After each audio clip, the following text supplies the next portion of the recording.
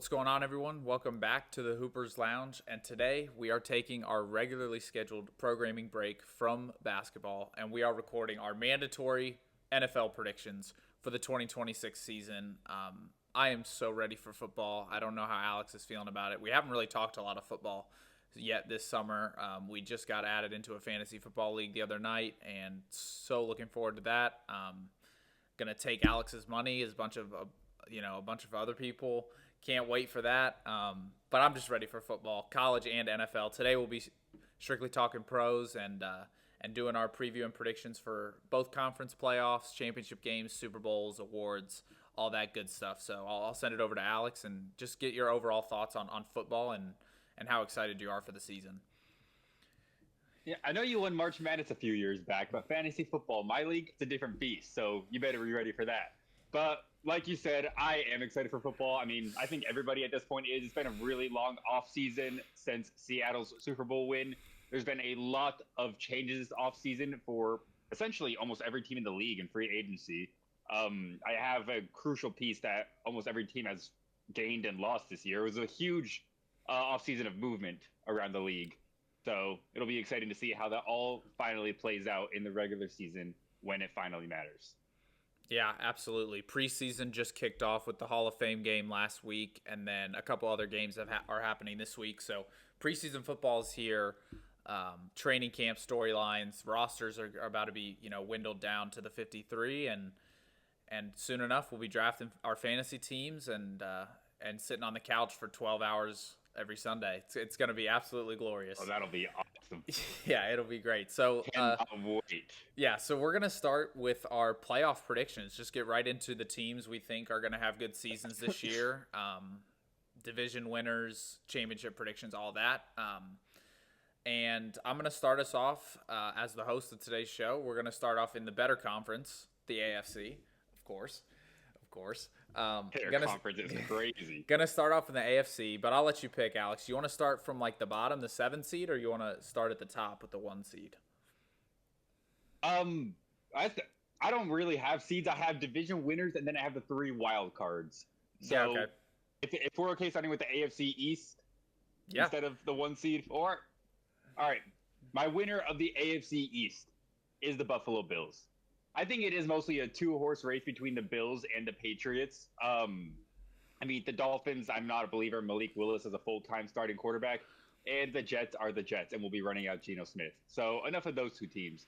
The Bills acquired DJ Moore this offseason, traded from the Bears, and that gives Josh Allen a number 1 receiver after the big critique of the team last year was lack of receivers around Josh Allen.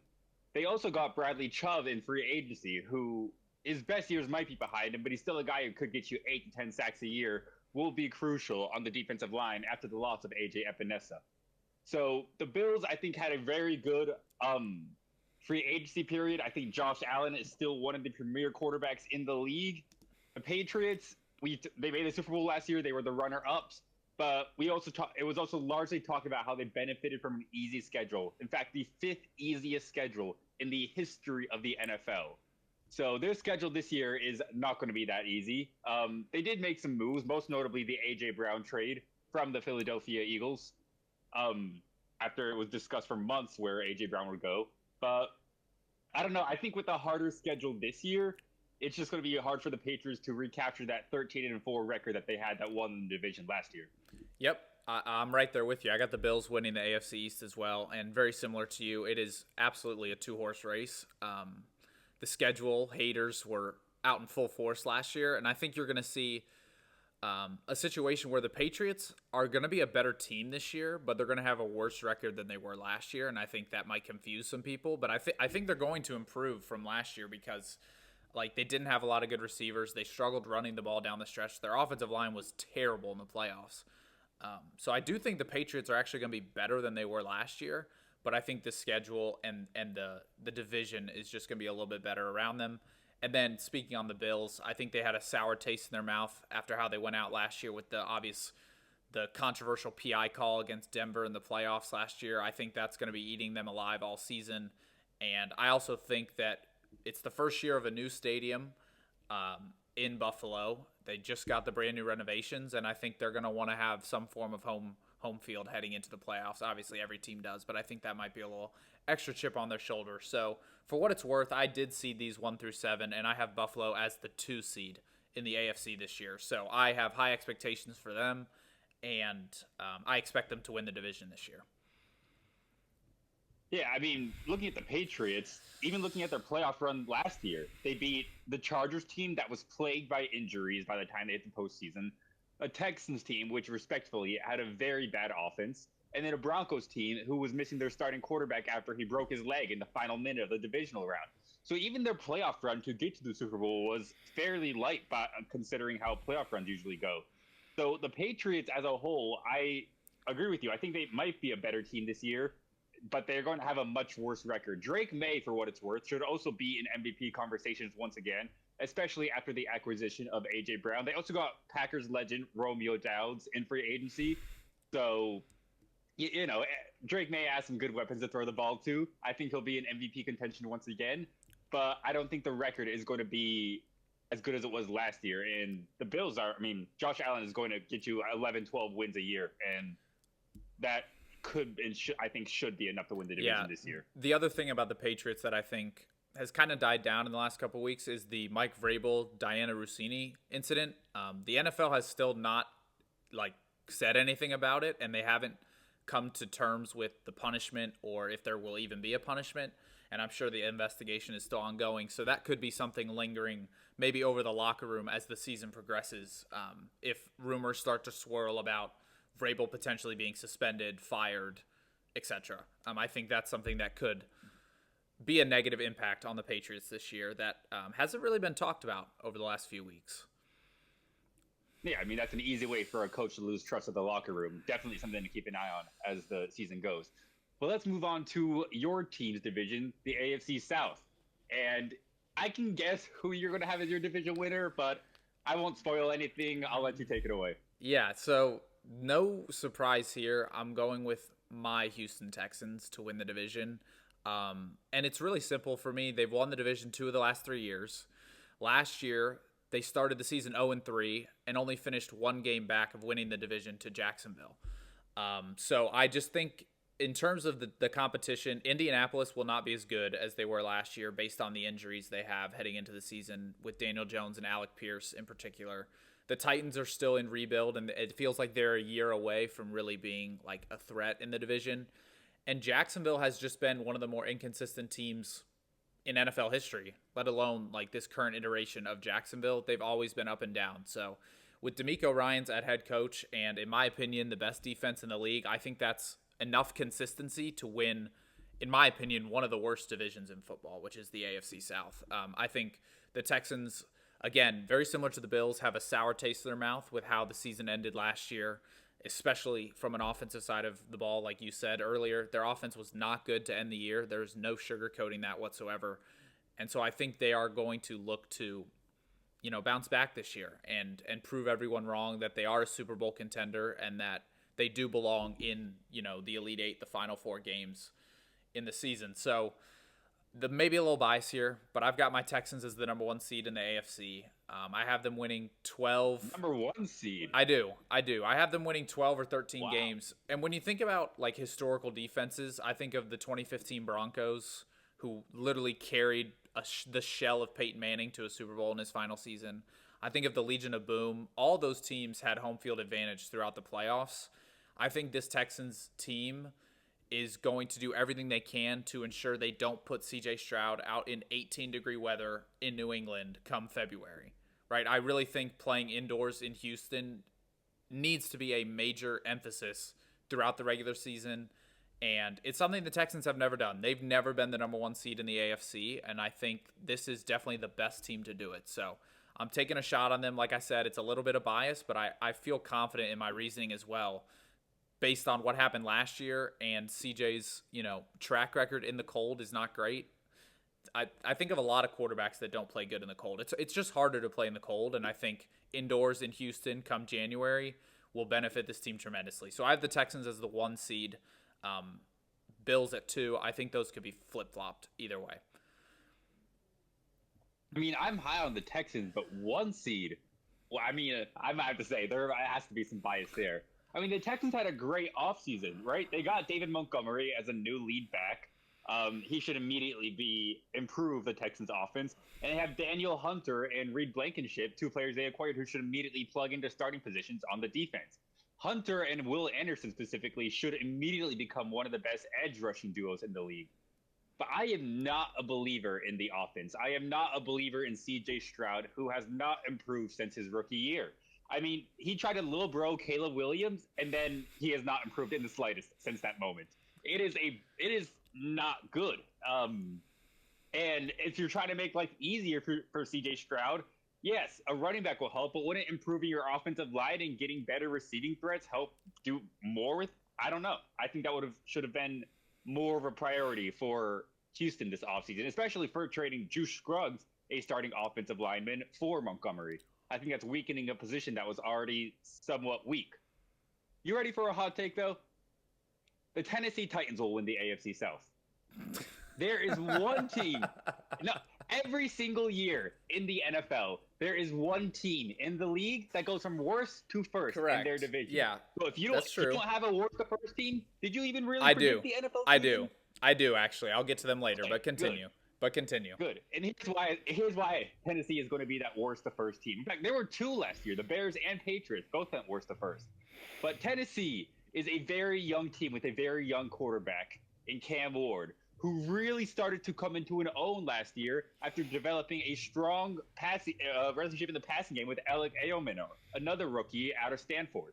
He blossomed into his own towards the end of the regular season. In fact, he was a fantasy winner off waivers for quite a few teams at the end of the year. And yes, they did not have a great record last year, but Carnell Tate in the draft will immediately be the team's best receiver. Even though they have Iomenor, even though they have Ridley, that is a strong threesome at the receiver position. Cam Ward will have options for days on who to get the ball to. Their running game was the strength of their team last year, with Tony Pollard and Tyjae Spears providing them a decent run game. Their offense, I think, is going to take a really big improvement. The question comes on the defensive end, because their defense was also piss poor last year. But they just re-signed Jeffrey Simmons to make him the highest paid defensive tackle in the league, and as long as he can stay out of off-the-field trouble, he will be a star. The rest of the defense, like the offense, is very young, and the team is going to rely a lot on internal improvement. But I believe in Cam Ward. I think Cam Ward is going to establish himself as a top 10 quarterback in the league this year, and he's going to take the Tennessee Titans to the AFC crown. Or the AFC South crown. This is not a division that has been particularly strong in years past. The Titans could very well win this division with 10 or 11 wins. The Texans won last year the Jaguars won last year with 11 wins. No, they had 13 wins, actually. The Texans won 2 years ago with 10 wins, and they went the worst and first that year, for what it's worth, in C.J. Stroud's rookie year. So this is not a division that has been strong. The Titans could win 10, 11 games, and I could see them topping the division with that total. Hey, that's a hot take. I applaud hot takes. I can't tell if you're trying to rage bait me or not, but I'm gonna let it slide. My only counter argument to the Titans is the coaching. You took Robert Saleh as their new head coach, right? Who historically has not been good as a head coach. Defensive coordinator, one of the best in the league, but as a head coach, he's had his struggles. And then you took Brian Daboll as your offensive coordinator, who, again, offensive coordinator, great, which is his new role now, but as a head coach, he wasn't really the best in New York, other than that one season that they went to the playoffs. So my question is, how does the coaching staff mesh with this team? Daboll and Saleh have been a part of both New York teams, which historically in the last 10 years have had a lot of good young talent, similar to, I just think of a couple names off the top of my head, Saquon, Evan Ingram, Garrett Wilson, Breece Hall. Like, all these guys were supposed to be amazing, and other than Saquon, who's the generational talent, like, the other guys really haven't lived up to their potential coming out of the draft. So I'm interested to see if these coaches can get that type of potential out of a Cam Ward, out of a Carnell Tate, right? Like, I'm interested to see how that development goes, and that would be my only counterpoint to the Titans, because I do think they're going to be better than people give them credit for. I think they are by far and away the worst team in this division heading into the season. Obviously, you still have to play the games, and the season still has to play out, but the coaching staff give me a little pause, because if this was like an established roster with good veterans that like just couldn't get over the hump, and they fired their coach and brought in Saleh, I think it would be different because Saleh's not in charge of developing these guys. But we've seen Saleh on the Jets be unable to develop Zach Wilson and Breece Hall and Garrett Wilson to an extent, right? And we've seen Daboll on the Giants fail to develop Daniel Jones and Saquon Barkley, but Saquon again like is the exception. So that's my only counter argument to the Titans there. Okay, Daboll. I mean, yes, he wasn't great as a head coach. Neither of these guys were exactly potent head coaches. But like you said, Daboll was an elite offensive coordinator. That's how he got the head coaching job in the first place. Because, yeah, you can point to the guys he didn't do on New York, but you know who he did develop? Josh Allen, who we were just saying is one of the best quarterbacks in the league. So I have full belief in Daboll to develop Cam Ward. I have full belief that he will have a really, really good offense this year with the weapon that they put Cam Ward around. And Robert Saleh is a defensive mastermind. Wasn't great as a head coach. But can you name me a head coach that was good with the New York Jets? Rex Ryan. Because the Jets are... Okay, Rex Ryan made an AFC championship, and then Mark Sanchez had the butt fumble, and he was irrelevant afterwards. Okay, but Rex Ryan is a great coach of all time. Like, he's one of the greatest. You know what? The fact that he got the Jets that far in the first place, yeah, you know what? I'll give you that. Rex Ryan is an incredible coach because nobody is doing that with the Jets. I'm not going to blame Robert Saleh for sucking with the Jets the same way I don't blame any coach for sucking with the Cleveland Browns. These are just teams that suck. I mean, the Cleveland Browns had Kevin Stefanski, who won head coach of the year twice, and they still fired him, right? I mean, this is just a team, the Jets, that every single coach since Rex Ryan, at least, has failed to do anything with. They have the longest active playoff drought in the NFL. The Dolphins, meanwhile, also have the longest active playoff drought without a win. They haven't won since 2006, I believe. The Jets, I mean, I'm not going to blame Robert Saleh for sucking with the Jets. This is a new opportunity with a new quarterback in a city that's not also, he doesn't have any pressure. This is not a city that's expecting to win right now. So I think without that pressure on his shoulders that, okay, we need to make the AFC Championship round and we need to make a Super Bowl. This is a young team with no expectations. This is a type of team that rises in the standings and surprises everybody. I am fully on board with the Titans. I promise it was not rage bait. I really do think they're going to win the AFC South. The Colts lost 14 defensive players in free agency and traded Michael Pittman. The Jags lost Travis Etienne and Devin Lloyd. So those are two teams that got a lot weaker this offseason, in my opinion. And the Texans, like I said, I have massive doubts about their offense and specifically C.J. Stroud. So I am all on board with the Titans. I think they're going to make the playoffs this year and surprise a lot of people. Well, you think they're going to win the division? That's more than making the playoffs. So, hey, that's a bold take that we disagree on, and we'll see. We'll see how that ages. I do think Tennessee is a fun team to watch this year. I just don't think they're going to win too many games. But how many games do you think they're going to need to win this division this year? I would say 11. Okay. Yeah, I can't see them getting higher than like 7, maybe 8 wins. So that's kind of where I have their ceiling at. Is probably 8 wins, like 8 and 9 is where I have their ceilings in my head. So they would have to seriously exceed my expectations to win this division, I think, in my eyes. Cam Ward, year 2 breakout. Just wait till it happens. Hey, draft him in fantasy this year. I would love to see him on your fantasy team. Save all the good quarterbacks for me. You know what? I will consider it. I will strongly consider that. That could be a great value pick. But let's move on to the AFC North division. One of the most competitive divisions in recent years of the NFL, with the Ravens, Steelers, and Bengals all proving to be playoff caliber teams, and then Cleveland just doing Cleveland things, and occasionally making noise here and there. Facts. But who do you have as your AFC North winner this year? So this is the first division we've talked about where I'm not taking the preseason favorite on, sports books, and I'm going to go with the Cincinnati Bengals here. Currently about 2-1 to win the division, second behind Baltimore. But I really like what they did to the defense this year in the offseason. The Dexter Lawrence trade on draft night was electric, and I think something that the franchise desperately needed after losing Trey Hendrickson. They adjusted the rest of their defensive line as long as their linebackers, and their secondary is sneakily very young and very athletic. So I think given a better pass rush, the secondary could actually survive. And then obviously we know the juggernaut that is the Bengals offense, where this defense just has to be average. And the offense will score 28 points a game, right? Sometimes more. Sometimes a good defense will hold them to 20, 21. But I trust Joe Burrow this year. I think he's going to have a monster year. Obviously, Jamar and T are, in my opinion, the best wide receiver duo in the league. Chase Brown is one of the more underrated running backs to me in the league. And they still have an offensive-minded head coach. So as long as they're pushing Burrow and Chase to put up numbers and put up points, I expect this defense to be middle of the pack this year, which I think will be good enough to win this division. Pittsburgh and Cleveland I see as non-threats. Very similar to the AFC East. This is a two-horse race for me between the Bengals and the Ravens. And the Ravens, the only reason I have the Bengals ahead of the Ravens here in the division is just because of the new coaching. I'm not sure what to make of the Ravens without Harbaugh. I know people want to point to John Harbaugh like being the problem and the reason they weren't able to get over the Super Bowl hump the last couple of years, but their roster's been good for like 8 years now. At what point is it not all on the head coach and it's actually on the players on the roster? So I still think their wide receiver room in Baltimore is abysmal. Like Zay Flowers and Rashad Bateman as your two receivers with Mark Andrews as your tight end. Mark Andrews is old. Bateman can't stay healthy, and Zay Flowers is 150 pounds soaking wet. And they lost Isaiah Likely in free agency to the Giants.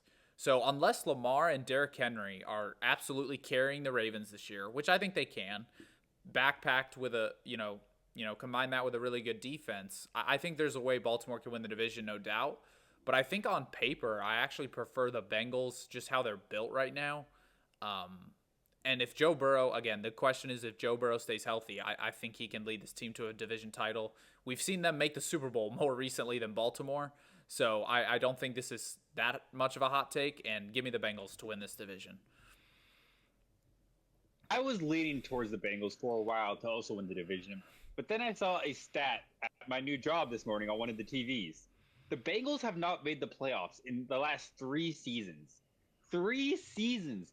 We have been predicting this team to be elite and an AFC contender. In 3 seasons, they've disappointed. Yes, you can point to Joe Burrow injuries for 2 of them, but at a certain point, like, when are we going to stop believing in this team to do magical things when they've shown us the last 3 years they're not capable of that? The defense, I mean, it is still an overall weakness. Yes, the trade for Dexter Lawrence for the 10th overall pick, I like that. It shows a team they're willing to win right now. And signing Jonathan Allen from the Commanders in free agency is a good pickup.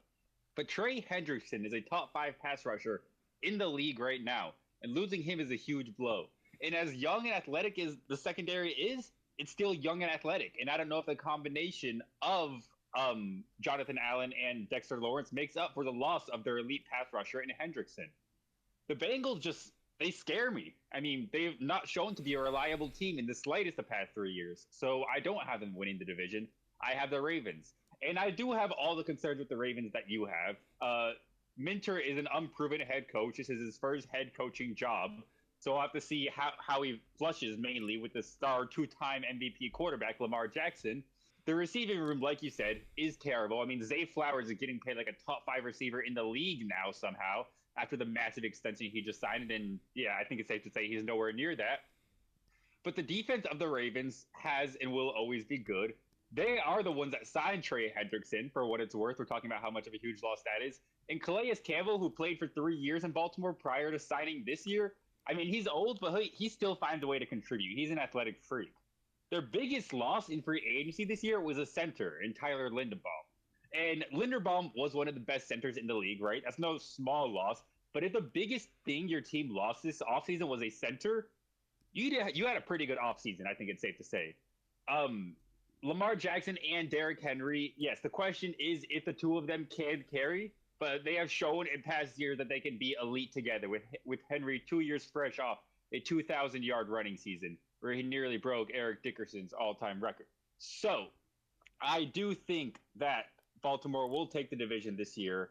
And, I mean, the Steelers, with the 42-year-old Aaron Rodgers, I don't necessarily think they're going to be competitive this year, even after trading for Pittman.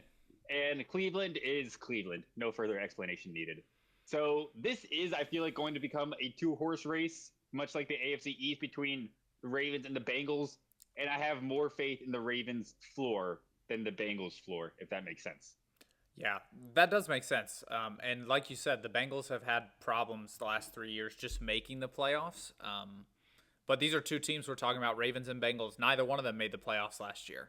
So to me, the slate is clean heading into this season, and I'm interested to see how that division plays out because I think we're going to be heading into about Thanksgiving time where these teams are separated by one, maybe 2 games, and you're going to be looking up and saying that's one of the more exciting races heading into the playoffs to see who wins this division. But let's move on to the final AFC division, which is the AFC West. And in my opinion, this was the hardest one to predict a winner out of. Because for the first time, unless you consider the Titans a threat in the AFC South, this to me is a 3-team race. Unlike the rest of the divisions, which I think are 2-team races. The Chiefs are going to be better. As long as Mahomes is healthy, they'll be competitive. The Chargers, offensive line's healthy, adding Mike McDaniel, second year of Omarion Hampton, who should be healthy, they're going to be good. And then you have Denver, who, like you said, if Bo Nix played in the AFC Championship game, they could have gone to the Super Bowl, if not won the Super Bowl. So the Broncos are who I'm picking for the AFC West crown. And for seeding purposes, I have them in the 4 seed. So last year they were the 1. This year I have them at the 4. I don't think they're going to be as good as last year. But I just really like the defense, which is a theme of teams you'll see throughout this episode. I just really like defense. I think there's so few elite defenses in the league that the teams that actually do have an elite defense just have such a leg up on other teams. And I really like the Jalen Waddle addition to Denver. I think that's going to add a new dynamic to this offense because Courtland Sutton, he's been a great wide receiver throughout his career. One of the more underrated guys in the NFL, in my opinion. Just a guy that shows up every Sunday, and you know what you're getting out of Courtland Sutton. He's going to show up, and he's going to play good. But he's never really had any help in the wide receiver room ever since they lost Demaryius Thomas. And I don't even know if Demaryius Thomas and Courtland Sutton played together now that I'm thinking of that. So Jalen Waddle is the best wide receiver that Courtland Sutton's probably ever played with in his career. Pair that with the Sean Payton offense that was very good last year and a top 3 defense in the league. Plus, you get the altitude advantage in Denver. I really like the Broncos this year. I really like the Chargers and the Chiefs as well, which is why I said this was so hard. I think any of those 3 teams could win it. But give me the Denver Broncos to repeat as AFC West champions. But this one, I'm the least confident in this pick. This one was tough because, like you said, I am also high on the Chiefs and the Chargers. And the Raiders, for what it's worth, also have a little bit of hope in their system after getting Fernando Mendoza with the first overall pick in year 2 of Ashton Genty.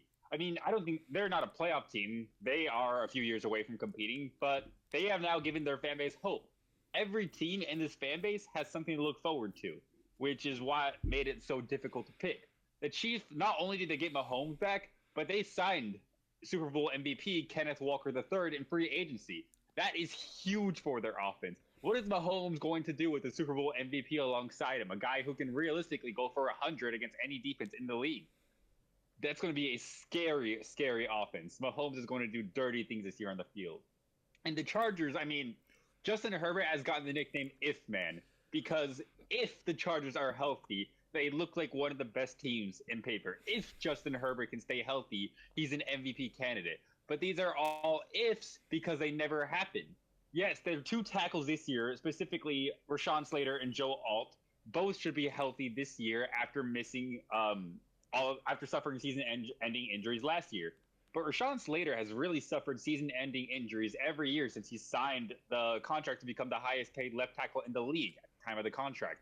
And Joe Alt, I mean, this is only his 2nd year. It's too early to label him injury-prone, but not exactly great to see your first-round pick season end early due to injury.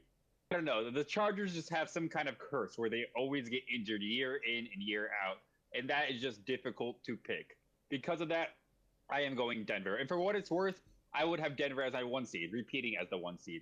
I think this team is elite on both ends of the ball.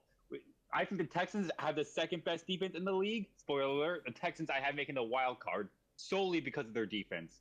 But the Broncos are number 1, and I really don't think it's particularly close. The Broncos defense is loaded, absolutely loaded. That's not disrespect to the Texans either. That's just how good this Broncos defense is. And Bo Nix last year, he really came into his own as the franchise quarterback. The team rallied around him. They won a lot of close games in the fourth quarter. Bo Nix showed he could be a finisher and lead the team on those 2-minute drives necessary to win games. Huge development for a young quarterback. It was unfortunate how their season ended last year because I do think they would have made the Super Bowl if Bo Nix was healthy. I mean, they held the Patriots offense to 6 points. It's just that Jarrett Stidham could only get them 3. And they returned basically their entire team. They are only losing 7 players from their 53-man roster last year, essentially returning the same exact team that won the 1 seed, plus adding Jalen Waddle to form one of the better wide receiver duos in the league, along with Courtland Sutton. I think this Broncos team is among the favorites in the AFC, and I think they are going to win this division and reclaim the 1 seed because especially the Broncos, the what do you call it? Home field advantage at Mile High in the Mile High City. That's a different home field advantage than the rest of the league gets. It is ultra important and ultra difficult for opposing teams to play in Denver than it is everywhere else, just because of the altitude. So that's just an extra incentive, extra motivation for the Broncos to really make sure they get a high seed in the AFC come playoff time. And I think they are in line to repeat as the 1 seed. Yeah, you're a little bit higher on Denver, but I do agree they're probably the most well-rounded team in this division heading into the season. But I think they have the worst quarterback of the 3 teams. I still think Herbert and Mahomes I would take over Bo Nix, which gives me a little bit of pause because if Bo Nix kind of slips up and their offense isn't as good as we think it is that defense good enough to win this division? I'm not sure. But I'm glad we agree that Denver's going to win that division. You have them repeating as the 1 seed, which that's some. The Chiefs obviously did that years with when Tyreek and Kelsey were in their primes, but it'll be interesting to see if Denver can repeat their success from last year. I know week 1 they've got the Chiefs, so that'll be an interesting game right off the rip. Yeah. I mean, we'll move on to the NFC now, which I don't know how you said the AFC was a better conference. This conference was loaded. Picking the wild cards for this conference was incredibly difficult. But we'll start in the NFC East with the Eagles, Cowboys, Commanders, and Giants. I have the Eagles coming out of this division. And this is a division that has historically flip-flopped between teams, but the Eagles have taken control of it in the past 2, 3, 4 years. I think they've won it every year. The Eagles, for what it's worth, they seem like they have an elite offense one year and a terrible one the next. 22-23, they were elite and made the Super Bowl. 23-24, they sucked and got blown out in the wild card round by the Tampa Bay Buccaneers. 24-25, elite, and they won the Super Bowl on the back of Saquon Barkley-led offense. And then last year, they once again had a very disappointing offense. So if history holds up, the Eagles' offense this year should be absolutely terrifying. And I mean, they have the pieces for it. Jalen Hurts is, like we were talking about before the episode, a very underrated quarterback who does not deserve the hate that he receives. He is arguably top 5 in the league, and if he's not 5th, he's 6th. He is right there. If you want to argue that he's not top 5, and they still have Saquon, who is 2 years removed from a 2,000-yard season. They lost AJ Brown this offseason in the highly publicized trade to the Patriots. But that also opens the door for Devontae Smith to really come into his own as a true, unquestioned wide receiver 1, which I think he is more than capable of. And I think he's not my pick, but he's sleeper candidate for the offensive player of the year, Devontae Smith. I think he's going to have a really big year this year. They also got, for what it's worth, Hollywood Brown and former Packers legend Dontavion Wicks. So, it's not like the loss of A.J. Brown necessarily made the receiving core any weaker, or even the depth of it any weaker, because they retooled pretty well in free agency. And you want to look at their defense? Let's look at some defenders they signed in free agency. A.J. Epinesa, Jonathan Grenard, Tariq Woolen, Arnold Ebiketie. I mean, those are 4 starters on quality teams. Ebiketie was a double-digit sack artist for the Falcons. Tariq Woolen was a Super Bowl winner with the Seattle Seahawks. Epinesa is a starter for the Buffalo Bills for the past 5 years. These are good pieces that are going to improve an already really, really good defense. I think they have top to bottom. They are the second most talented team in the NFC, and it'll be interesting to see if, this pattern holds up. As if their offense is good, the Eagles are going to be really good and really tough to beat. Yeah, I completely agree with most of what you said. I also have the Eagles winning this division. I have them slotted at the 3 seed right now. Their defense is amazing. Somehow got better in the offseason, like you mentioned, with the acquisitions. And I think this is going to be a scenario where you see addition by subtraction with A.J. Brown. Obviously, Mekhi Lemon and Dontavion Wicks are not as good and are not going to replace one-for-one A.J. Brown. But I do think this team will inherently benefit from the loss of A.J. Brown. I think, like you said, Devontae Smith is in store for a monster season this year. Saquon Barkley should get more touches with the departure of A.J. Brown, which is always a good thing when you can get the ball in Saquon's hands. And new offensive coordinator, Sean Mannion, is coming over to Philadelphia to replace that absolute traffic cone of an offensive coordinator last year. I can't even think of his name off the top of my head, but he was awful. Kevin Patullo, that's his name. God, he was terrible. Mm-hmm. He literally ran, if you know anything about Madden, he ran inside zone on every first down last year. Like, that was literally what he ran last year on every first down. Eagles fans were losing their minds. Saquon couldn't get going because the defense knew exactly what was coming. It led to some A.J. Brown frustrations. It led to a down year for Jalen Hurts, and I think getting him out the door, too, is going to help them tremendously. So I agree with everything you said pretty much about the Eagles. I really like where they are positioned right now. I will say, though, this division is sneaky competitive this year with Jaden Daniels being healthy, the addition of Stephon Diggs to the Commanders, as well as the Cowboys' improved defense with Caleb Downs and Quinnen Williams, etc. So I do think that this is not going to be a cakewalk for the Eagles. They're not going to win this division by 3 or 4 games. I think this is going to be another one of those races where you look up at Thanksgiving and say, oh crap, the Eagles are only ahead of Dallas by 1 game, or oh crap, here come the Commanders, they've won 4 in a row type thing. So just something to keep an eye on as the season goes on, but I'm with you. I think the Eagles are the best team on paper in this division, and they should win enough games to get the job done. I do disagree with you there. I think the Eagles are going to run away with the division. The Giants, I do think, are a few years away with Jackson Dart at the helm. And the Commanders and Cowboys are 2 teams that I think got significantly worse this offseason. The Cowboys lost 2 of their starting 4 defensive linemen, and this was already a position where they were weak after trading for Micah Parsons. So their pass rush is already going to be very questionable going into the year. And that's really been the big question mark of their team ever since Dak Prescott really came into his own as a franchise. It's the defense. They have not been able to put together a competent defense. It always comes toward the bottom of the league. And I think not being willing to pay two of your best 4 starting linemen last year, 2 of your best 4 sack artists, not wanting to pay them the money is going to hurt your defense. It's going to continue making it this question mark that your offense, no matter how good it is, can't overcome. I feel like they're very similar to the Bengals in that no matter how good their offense is, their unwillingness to really invest in their defense. The Bengals kind of bucked that trend this offseason, but before this offseason, the unwillingness to invest in the defense prevented the Bengals and the Cowboys from truly ascending into the NFC's elite ranks. Jaden Daniels is someone I consider. The Commanders could be a sneaky good team this year with Jaden Daniels becoming healthy. But the Commanders also lost a lot of their playmakers last year on offense. Zach Ertz, Austin Eckler, Noah Brown, Deebo Samuel, all not on the team anymore. Those are the playmakers that Jaden Daniels was that's like 70% of their offense right there.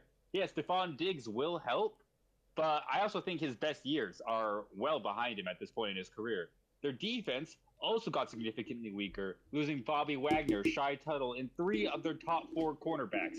And their big free agency signings they had other than Stephon Diggs were Laramie Tunzel and Odafe Owe, who they're both committing more than $60 million of their cap space to, neither of whom I think are worth that amount of money.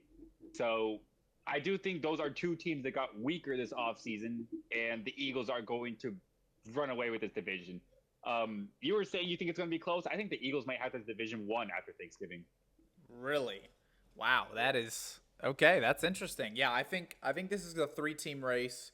I think 2 teams will probably separate themselves, and I'll get into that when we get to the wild card. But that's interesting that you think the Eagles are going to return to dominant form. I definitely think it's a possibility just because of the talent and the defense. that they have, but the NFC East is sneaky good this year, I think, and we'll have to see how it plays out. Yeah, we'll move on to the NFC South, which I think this is also one of the weaker conferences in the NFL still, along with the AFC South. And that's what made it so hard to pick. It was the opposite of the AFC West. That all of these teams are not really great. I mean, you could win this division with 8 or 9 wins. The Panthers did last year with 9 wins. So I think the Panthers are going to repeat, but I feel really shaky about that. The Saints, I mean, they might have found something in Tyler Shuck. He had a surprisingly good rookie year after the hate the Saints got for drafting him in the second round. But I do think they are still in salary cap hell. They are still relying on aging players like Kamara, who's on the wrong side of 30 now, and Cameron Jordan. And I think this is a team that's kind of stuck in between a rebuild and aging out their veterans. And this, I really think the Saints are going to be one of the worst teams in the NFL this year. The Bucs, they lost Mike Evans, who has been their franchise centerpiece for a long time. And they've been in the offseason. They've been in the news this offseason for all the wrong reasons. The Vita Vea trade request, the Baker Mayfield contract dispute. It's not the headlines that you want to see about your team going into the year. So it's fair to question if there's some disconnection between the front office and the players. I'm not high on the Bucs at all this year. The Falcons, they're very hard to predict because I don't know who's going to be their starting quarterback. Either it's going to be Tua Tagovailoa or Michael Penix Jr., but neither of whom I'm particularly high on. The Falcons, I'll give them credit. This offseason, they secured their star players in upping Drake London and Bijan Robinson to long-term contracts. But I do think they're going to need to get the quarterback situation stabilized before you can take them seriously as a contender in their conference. And because of that, that really does just leave the Panthers, who that really depends on whether or not Bryce Young is really the franchise quarterback he looked like the second half of the year, or the absolute bust that he was the first 2.5 years of his career. Still to be determined, but Bryce Young, for the last 8 games of last year in the wild card round against the Rams, he balled out. He looked really good. Cat McMillan was a 1,000-yard receiver. Jalen Coker came into his own as an undrafted guy, and their big free agency signing was Jalen Phillips from the Eagles, a pass rusher who they signed for 4 years at over $100 million. So if he can improve that pass rush, make that pass rush a threat, this Panthers team could be really good and could provide a scare into an elite team in the first round. Because I do think the 5 seed is going to be a great team out of the NFC West, and the Panthers, like they did last year, could bring a scare into that 5 seed as a weaker division champ, I guess. But it all really matters on whether or not Bryce Young is the franchise quarterback that the Panthers believe him to be. And I don't know if he's franchised, but I think he's good enough to win this weak division. The only thing I agree with you is that the NFC South winner will be the 4 seed. That is the only thing I agree with what you just said. I'm high on the Saints this year, and I have them as my worst to first team. So you asked if I have a worst to first team. This is them. Wow. It's the Saints. I have them finishing first in the division for a multitude of reasons. One, they play the easiest schedule in the league, and it's not close. 2, combine an easy schedule with they play in the Dome, which is very, very helpful for a young quarterback like Tyler Shuck. And yes, from a defensive perspective, they may still be relying on Cam Jordan, but they are not at all relying on Alvin Kamara anymore on offense. That's why they went out and got Travis Etienne. That's why they drafted Jordan Tyson in the first round, right? Like, they added 2 key pieces to that offense so that Alvin Kamara can take a third down running back role and not play every play. Their offensive line improved. They got Eric McCoy back from injury, and they signed one of the Bills' offensive linemen. And if we know anything about the Bills, they've been able to run the ball better than like most of teams in the NFL ever since they've drafted James Cook. Their offensive line has been outstanding. So the Saints' offensive line got better, their overall weapons got better, and their schedule got easier. And they play in a weak division. So yes, I agree with you. This division sucks, which means it should be easier for the Saints to take a leap because 6 of their games this year are going to be against teams that are at least at their level, if not worse. And to the Panthers, Jalen Phillips was awesome. an awesome signing. But Nick Scorton, the opposite edge rusher, tore something in training camp. He's out for the year. One of their rookie receiver from Tennessee, Chris Brazzell, tore his PCL in training camp, out for the year. That's two guys that Scorton was supposed to be a starter and was arguably their best edge rusher last year. And then Brazzell was supposed to be a slot guy or opposite Tet if you wanted to put Coker in the slot this year. He was supposed to be the third receiver on this team. So that's two borderline starters, if you want to count Brazzell a starter, that are already out for the year. And the Panthers, because they won the division, like you mentioned last year, with 8 wins. The Panthers won the division last year with a losing record. They play a first-place schedule. The Saints play a fourth-place schedule. I think with teams equally as good, just like the Panthers and Saints are, I think they are separated by very few metrics. The schedule will absolutely play a part in who wins this division this year. That is why I'm going with the Saints. I think that's the tiebreaker for me. I think on paper, these teams are pretty even. You talked about Bryce Young in the last 8 games of the season last year. Tyler Shuck in the last 8 games last year was top 10 in passing yards in the entire league. So, like, say what you want about Bryce Young being great at the end of last year. That was also Tyler Shuck. The Saints had 1 win before Tyler Shuck took over. When Tyler Shuck came in, they finished the year, I believe, with 7 wins. So he won 6 games down the stretch since he became the starting quarterback for Spencer Rattler. Someone might need to fact check me on that. They might have only got to 6 wins. But the Saints, to me, are exciting. They're young. And similar to your take on the Titans, where they have no pressure, they have 0 pressure on them this year. Combine that with an easy schedule, the added weapons on offense. Don't know much about their defense, but again, in a weak division, I don't think they need to have an elite defense if they can put up some points. So, and then the Falcons and the Bucs, just to speak on them for a little bit. The Bucs losing Mike Evans, I think, is a big loss, but Chris Godwin's fully healthy, and Emeka Egbuka, I think, is a stud. So I don't think they're going to miss him too much, and I actually think Tampa Bay is going to be the second best team in this division behind New Orleans. And then Atlanta, their quarterback situation is a living nightmare. Like, they don't – you know how bad it has to be, Alex, to not know that Tua is better than Michael Penix?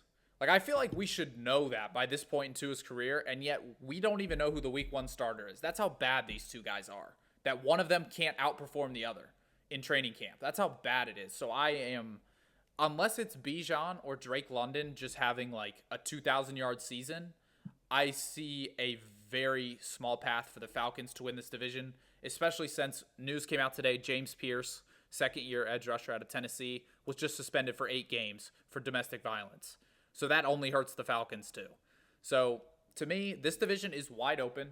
It is the Wild Wild West. You call it the Wild Wild South if you want. But I like the Saints this year.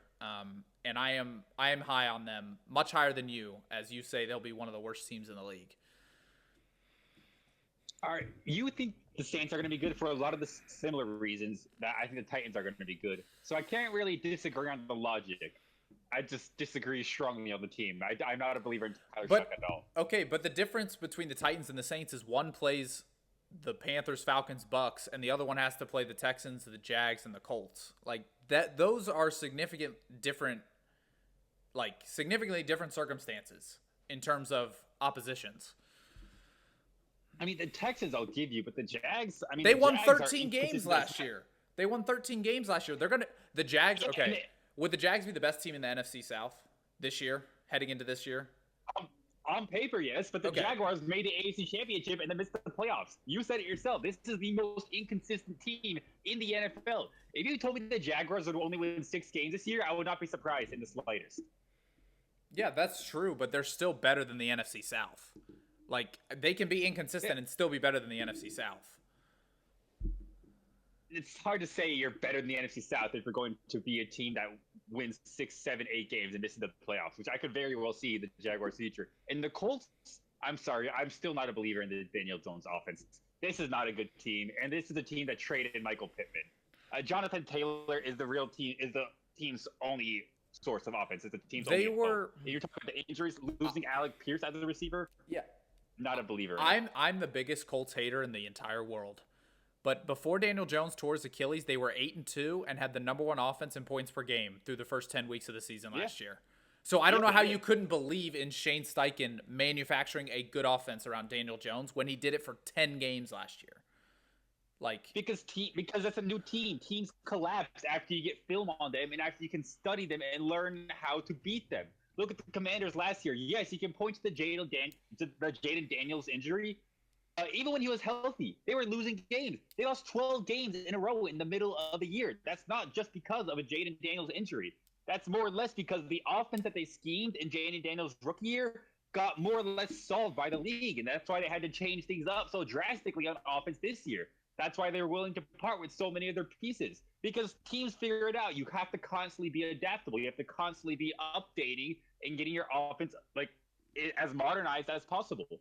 And I don't think the Colts have made any that really say, hey, we're going to be a better offense than we were last year when Jonathan Taylor was in MVP conversations and Michael Pittman Jr. was a wide receiver one. I mean, who is the Colts wide receiver one at this point? Is it the injured Alec Pierce? Like, I don't know. Yes. I couldn't tell you. Yes, it is. And that Colts team would still be the best team in the NFC South. I would take the Panthers over the Colts. No.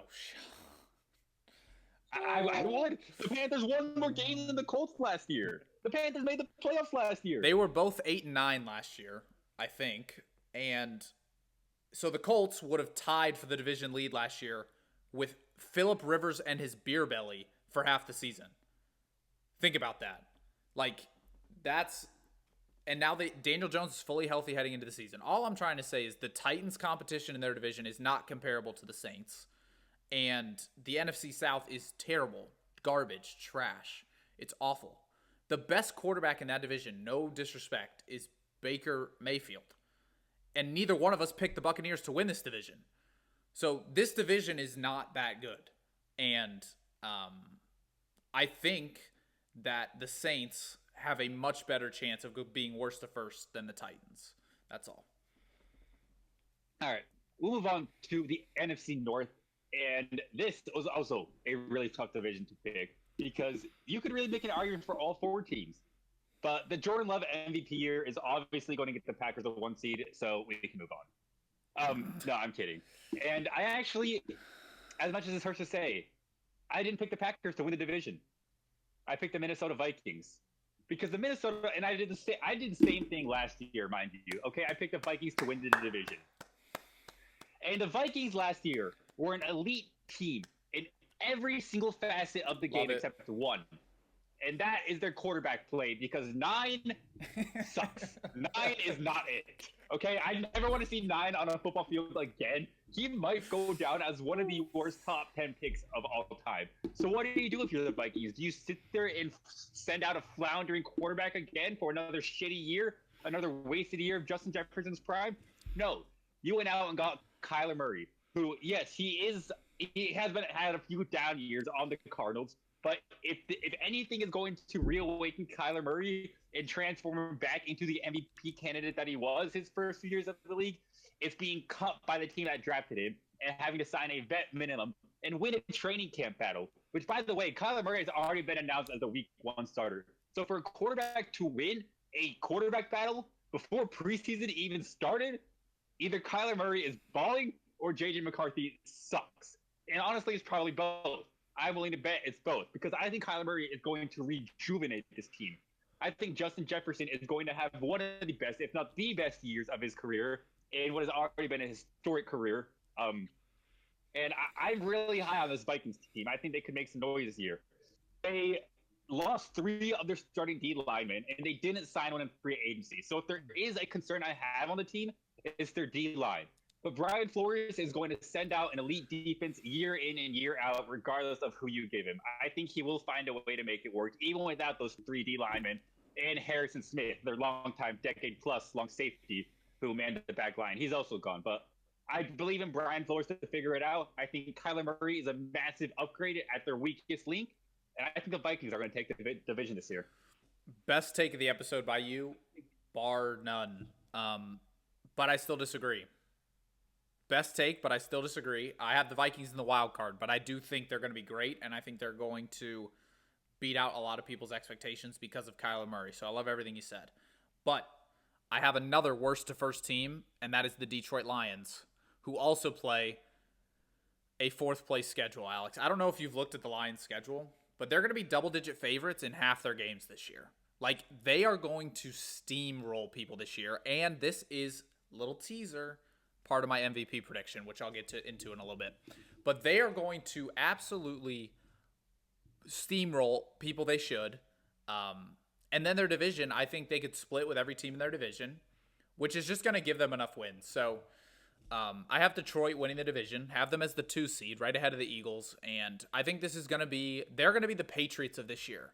Like, you're going to look up and you're going to be like, damn, the Lions are like 10-2. Like, how the hell did this happen? Oh yeah, they didn't play anybody. They haven't played anyone good, and they have more talent than the Patriots did last year. Like, the Lions, if they take care of their division games, Alex, I seriously think there's a world where they could go 17-0 this year, just because of how, like, their hardest games this year are going to be their division games, because all their out of division games are just 4th place winners. So it's like, they play Buffalo. Okay, they play Buffalo. Do they get them at home? Indoors? No, away. Okay, that's a hard game. But look at the rest of the schedule. Take a look they at also play the Patriots. At home? At home. Okay. Yeah, I think... Okay, so they have a couple of hard games, but, like, the rest of their schedule, I mean, take a look at it. It's a cakewalk. Aside from their division games, yeah, it is. A lot of weak teams. Yeah, like, so... And obviously their division is good, so I'm not just penciling the Lions in to win their division games, but they're going to get... So let's say those 2 games you mentioned, right? They go 0-2 in those 2, and then they lose all 6 of their division games. That's 8 losses. They could still go 9-8, and I don't think they're going to lose to the Bills, Patriots, and all their division games.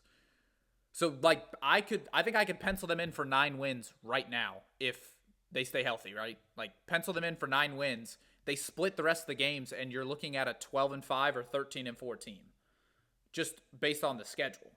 I think Dan Campbell's an amazing coach, and for what it's worth, this division, coaching-wise, best in the league, not even close. All 4 of these coaches are unreal, and I think that's going to be a fascinating story to keep an eye on. And, yeah, I'm really high on the Lions this year, which is the reason why I loved your Vikings take. I'm really high on the Vikings, but I just don't think they're as good as the Lions. But I'm really high on both teams. I love your Vikings take, but I think the Lions are just a smidge better, and they do have the edge because of the schedule. You know what? We talked about the Lions down year last year a lot, but looking at their schedule last year, it was a difficult schedule. And looking at their schedule this year, it, on paper, is significantly lighter. That was a great argument. I can't really. You might have changed my mind there. I mean, if I had to redo this, I might take the Lions, because you're absolutely right. I think you could pencil them in for 9 wins right now, assuming that Jared Goff, Jahmyr Gibbs, and Amon-Ra St. Brown stay healthy. Yeah, give him 9 wins. That's have 9 really easy out of conference games or out of division games. I didn't pick the Lions mostly because of the Terrion Arnold saga. I think that's just really negative headlines for your team to just kind of go through together while you're trying to develop the chemistry needed to be a winning football franchise in the offseason. I think you hate to see one of your first rounders, one of your young players who you're planning to invest the rest of your future in, getting arrested for the things that he got arrested for. That whole saga, waiving him, it was just not a great look. And then losing David Montgomery, it is going to let Jahmyr Gibbs take over fully as the RB1. But I do think that was a really good running back 1 and 2 punch. And I do think that Jahmyr Gibbs is going to suffer a little bit at least because of the loss of David Montgomery. He's still going to be great. He's still going to be a top 3 back in the league. But I'm not sure he's going to be as elite because teams are just going to be able to hone in on him. They also lost 5 offensive linemen from the roster that last year, for what it's worth. So, question mark on the roster there. And the Bears, who we haven't even talked about, they were the winners last year. But the Bears had a shitty free agency, which I absolutely love. We love to hear that as a Packers fan. The Bears, pieces they lost this offseason were DJ Moore, Tremaine Edmonds, Jaquan Brisker, Kevin Byard. They lost their 2 starting safeties, their 2 backup safeties, and 2 of their top 4 cornerbacks. Their defense got significantly weaker. And truthfully, I don't think Caleb Williams is a franchise caliber quarterback still. I think he got bailed out by a lot of fortunate plays in close games. But I think this is going to be a team that declines this season and misses the playoffs completely. I'm not high on the Bears. And the Packers, I'll get into in a little bit. I love that Bears take. I also have them missing the playoffs, but for a little different reason. They had 7 come from behind victories last year. That shit does not fly in back-to-back years. That does not. That's what I'm trying to say. That does not. Yeah, like the two stats that I feel like flip the most year in and year out are 1-score wins and comeback wins. And the Bears were amazing in both last year, which tells me they're going to be terrible in both this year, just based on the football gods and how the game of football works. Like, you're not going to win at this level with these level of athletes, especially in a division like this. If you spot the Lions a 14-point lead, chances are you are not coming back, right? So there is something to be said about that. And again, I'm a big schedule guy. I've mentioned it a bunch. Look at the Bears' schedule. Absolutely brutal this year because they won the division last year. Like, scheduling matters in the NFL because it's not like the NBA where you play every team at least once. So it's not like the Bears get to play the 4th place teams. No, you have to play the gauntlet of the 1st place teams because you won your division last year. And I think that's such a fascinating part of predictions, is just anticipating which teams will get better, which teams will get worse, but also, like, who do you play? That matters in the NFL. And look at, perfect example is the Patriots from last year. Like, if you want to say the schedule doesn't matter, look at the Patriots last year. That team was able to secure home field advantage until the AFC Championship purely based on their schedule. Because if you ask me, they were not a top 2 team in the AFC last year. But the record showed it. But the record showed it because they played a cupcake schedule and they benefited for it. And good for them. They won the games on their schedule. Good for them. But, like, scheduling does matter, and I think that's going to help the Lions and hurt the Bears tremendously this year in either direction. Yeah, I mean, if the Patriots won the Super Bowl last year, we would not be talking about the reschedule at all. But because they didn't, yeah, we have to bring it up because it's fair to say that this wasn't a Super Bowl worthy team, a Super Bowl worthy roster that got there on the backs of their weak schedule. So yeah, I'll give you that. You made a great argument for the Lions. I mean, that might have changed my mind right then and there. Yeah, I love the Lions. I'm really high on the Lions, and I'll get to them in my award picks in a little bit. But yeah, the Lions, I think, like. And for a team, like, they do have expectations this year, so I don't want to say they don't have expectations because they do. But being the 4th place team in a difficult division, like, they have a chip on their shoulder based on how they played last year, and I think they're just going to get to take that out on the bottom half of the league every other week. And it's like you're going to look up and the Lions are going to be beating the Jets, like 45-14.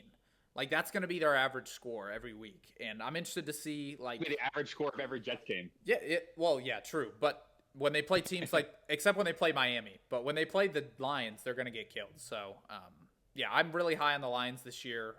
And I think they're a little different than the Patriots because we've seen their team win 12, 13 games. So if they were to take advantage of an easy schedule, I don't think you could really critique the schedule as much as you did the Patriots last year. Yeah, I agree with you there. I mean, we've seen the Lions be an elite team in the past where the Patriots were elite for the first time since the Tom Brady retirement last year. So definitely a good point there. But let's move on to, I think, what is by far and away the best division in the NFL, the NFC West. Really? Who I think have 3 legitimate Super Bowl contenders. Legitimate Super Bowl contenders. But even in saying that, I think the Rams are by far and away the best. I mean, the Rams, let me just say, the Rams might be the best team in NFL history on paper. I mean, This team is absolutely vaunted. Mm-hmm. Matt Stafford coming off the best year of his career in which he won his first MVP. Yes, he's 39 years old, but he just won an MVP. This dude is still elite. Don't tell me he's not. And he still has Puka Nacua and Devontae Adams, which arguably might be the best receiving duo in the league. And if it's not the best, it's top 3. So the offense is going to be elite. Their weakness last year was the defense, and specifically the secondary. So you know what they did? They went out and traded for Trent McDuffie from the Chiefs, an elite cornerback who has made multiple Pro Bowls in his time in Kansas City. And they also got Jalen Watson, who I think is also from the Chiefs for what it's worth. So that is 2 quarterbacks that should immediately improve their weakness last year. They also got some guy named Myles Garrett. Probably no biggie there. And, some guy named Aaron Donald might come out of retirement to play with him. Nothing too crazy. Yeah, This team is so unbelievably stacked. I cannot look at this roster and pick out a hole. Even if I was nitpicking, I think this roster is about as good as a football team can be constructed. And that's why I have them winning the division. Yeah, no. The Rams I have as the 1 seed. They are the best team in the league heading into the season, no doubt. And I think this is the most Super Bowl or bust team I've seen in recent memory, to be honest. Like, you can point you can point to the Chiefs dynasty, but they already won the Super Bowl, so there wasn't really a lot of pressure. Like, the Rams haven't won the Super Bowl since 2021. Myles Garrett has never proven he can win at an elite level, being in Cleveland. Probably not his fault, but still, he's never been a part of a winning team. Puka Nacua has never won a Super Bowl, right?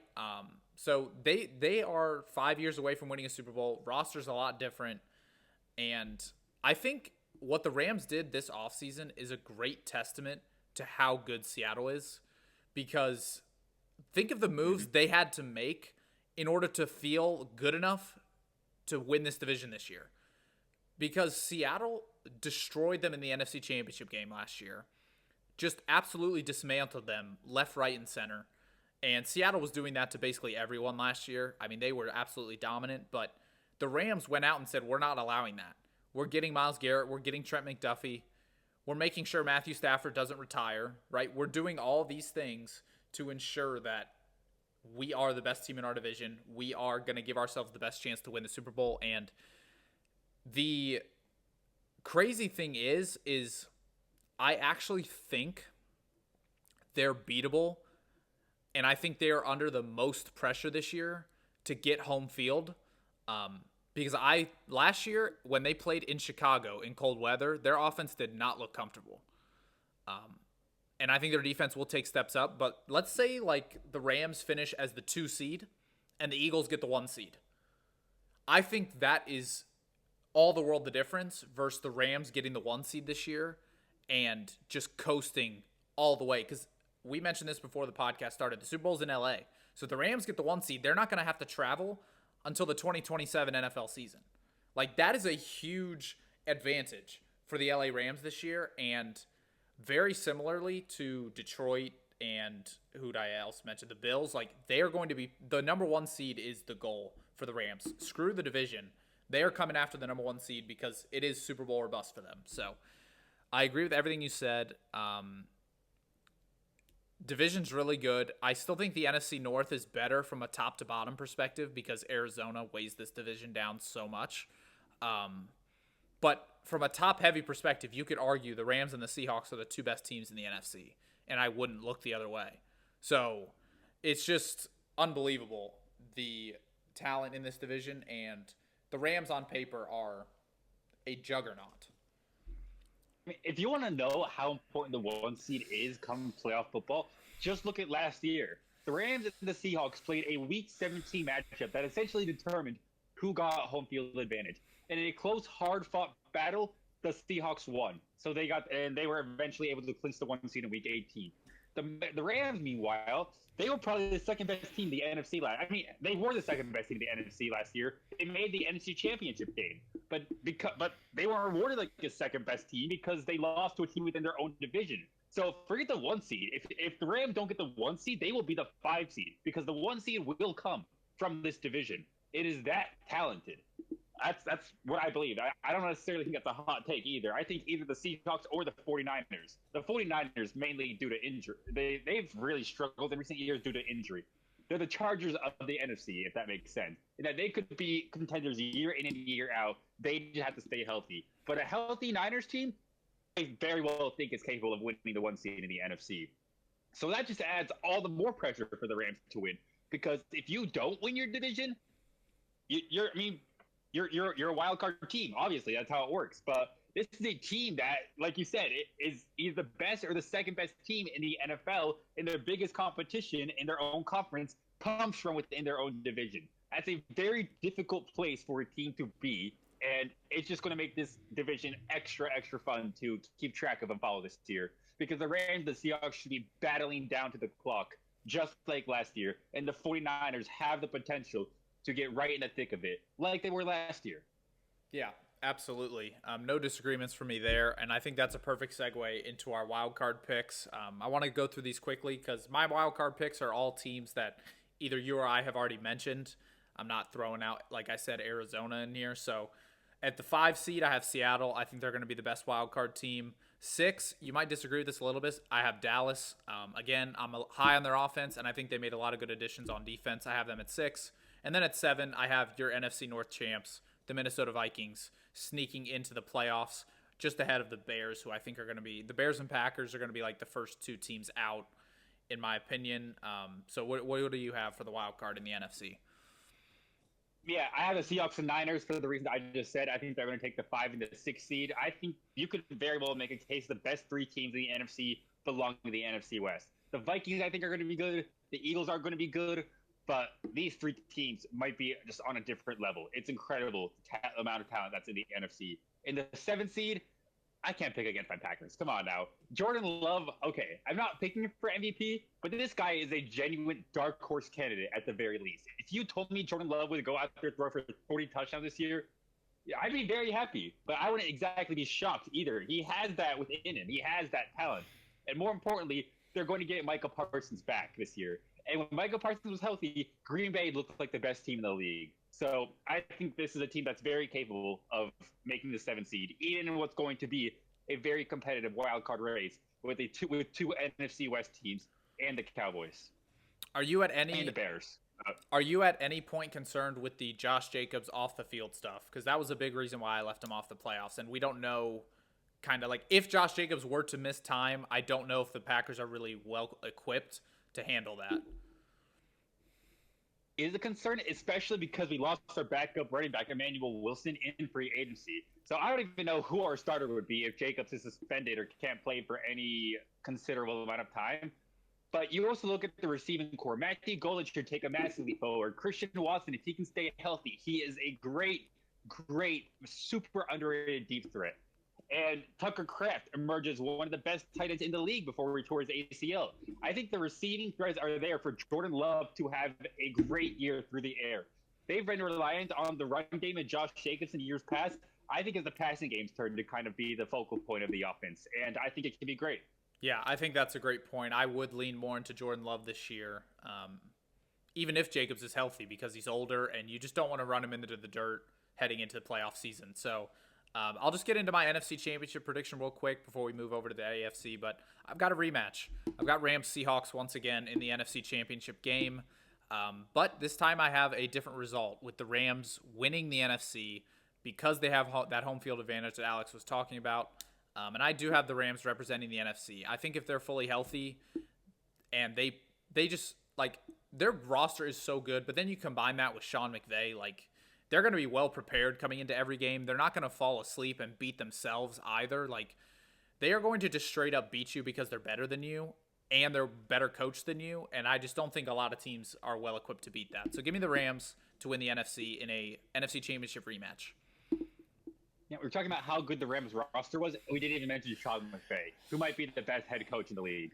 So yeah, like, I mean, you took the words right out of my mouth because I also have a rematch. I have Rams Seahawks, and I have the Rams winning it.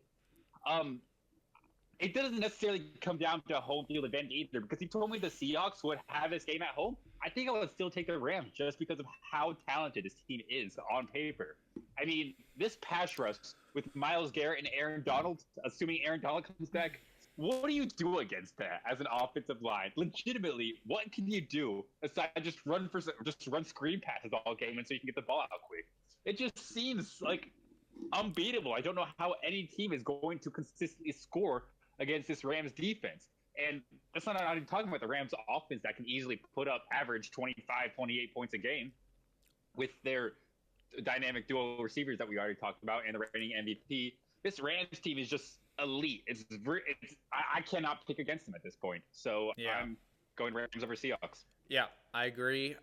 However, I think if Seattle were to have home field, it'd be hard to pick against them in that building. Just saying. That would be a very difficult pick for me. But moving over to the AFC, and these are 3 teams that I've already mentioned. So again, I'll just run through them quickly. I have Ravens, Chargers, Chiefs as my 3 AFC wildcard teams, with most notably the AFC champion, reigning AFC champion, New England Patriots missing the playoffs for me. That is just a proponent of the AFC being really good. I was struggling between the Chiefs and the Patriots, but I think that Mike Vrabel situation is really going to come back to bite the Patriots this year. Almost in like a ball don't lie type of moment. Like, even if he wasn't getting insider information from Diana Rossini, like, who's to say, like, how do we know he wasn't getting insider information? That helped the Patriots last year, or that helped the Titans 3 years ago when he was the head coach, right? When they had Ryan Tannehill and Derrick Henry and they were winning all those games back then. Who knows what type of stuff she was sharing with him in bed, whatever. So I do think that'll come back to bite him at some point in a ball don't lie type moment. Even if Vrabel isn't suspended or isn't forced out of a job, I do think that might be a ball don't lie moment, and I have them missing the playoffs. So Ravens, Chargers, Chiefs as my AFC wildcards. What a line of thought. Wondering what Diana Rossini was talking about with Mike Vrabel in bed. I would have never thought in my life I'd be thinking about that, but here we are. And for what it's worth, I also have the Patriots missing the playoffs. I think they were I think they were largely favored by their easy schedule this year, and I think the more difficult schedule is going to expose them as a good but not great team. I think the three teams that I have in the wild card round, that being the Chiefs, the Texans, and the Bengals, are all better than the Patriots this year. The Chiefs will be – I don't think they'll miss the playoffs twice in a row, assuming Mahomes is healthy and is the same player that he was pre-ACL tear. I doubt they're missing it twice in a row, especially after getting Kenneth Walker. They're going to have a strong run game this year because Isaiah Pacheco was not getting the job done. Bengals, I was talking about how I wasn't certain about them, how I didn't feel great. But I do think that the combination of Joe Burrow, Jamar Chase, and T. Higgins is too dynamic to where if they are all healthy, they will win 10 games, and that will be enough to get a wild card spot in the AFC. And then the Texans, I have the Titans winning the division. That's my hot take. That could have aged very poorly. The Texans could easily be in that division spot. But that's why I just have them here, because I don't think the Texans are going to miss the playoffs with the defense that they have. It's too good. I mean, we were talking about Myles Garrett and Aaron Donald as a great pass rush. Will Anderson and Daniel Hunter might be number 2 on that list, the pairing of them. So this is a defense that's too good to miss the playoffs, no matter the questions that I have about the offense. Yeah, their defense is the best in the league, and I won't take any other answer. Talk to a wall about that. My AFC Championship prediction is the Texans versus the Bills, and I have my Texans winning the AFC. That's right. A little bit of bias on this podcast. Never hurt anybody. Okay. Never been a little bit of bias on this podcast. Never hurt anybody. But look, Alex, you've watched enough sports to understand the saying, defense wins championships. We saw it last year with Seattle. We saw it 2 years ago with Philadelphia. Yes, their offenses were good. Do not get me wrong. But Philadelphia's defense literally won them the Super Bowl in the second quarter when Cooper DeJean had that pick six against Patrick Mahomes. The game was over at that point.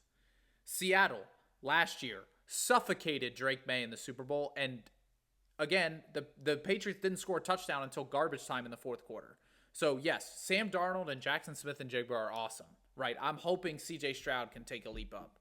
But this Texans defense is championship worthy. I think they showed that last year.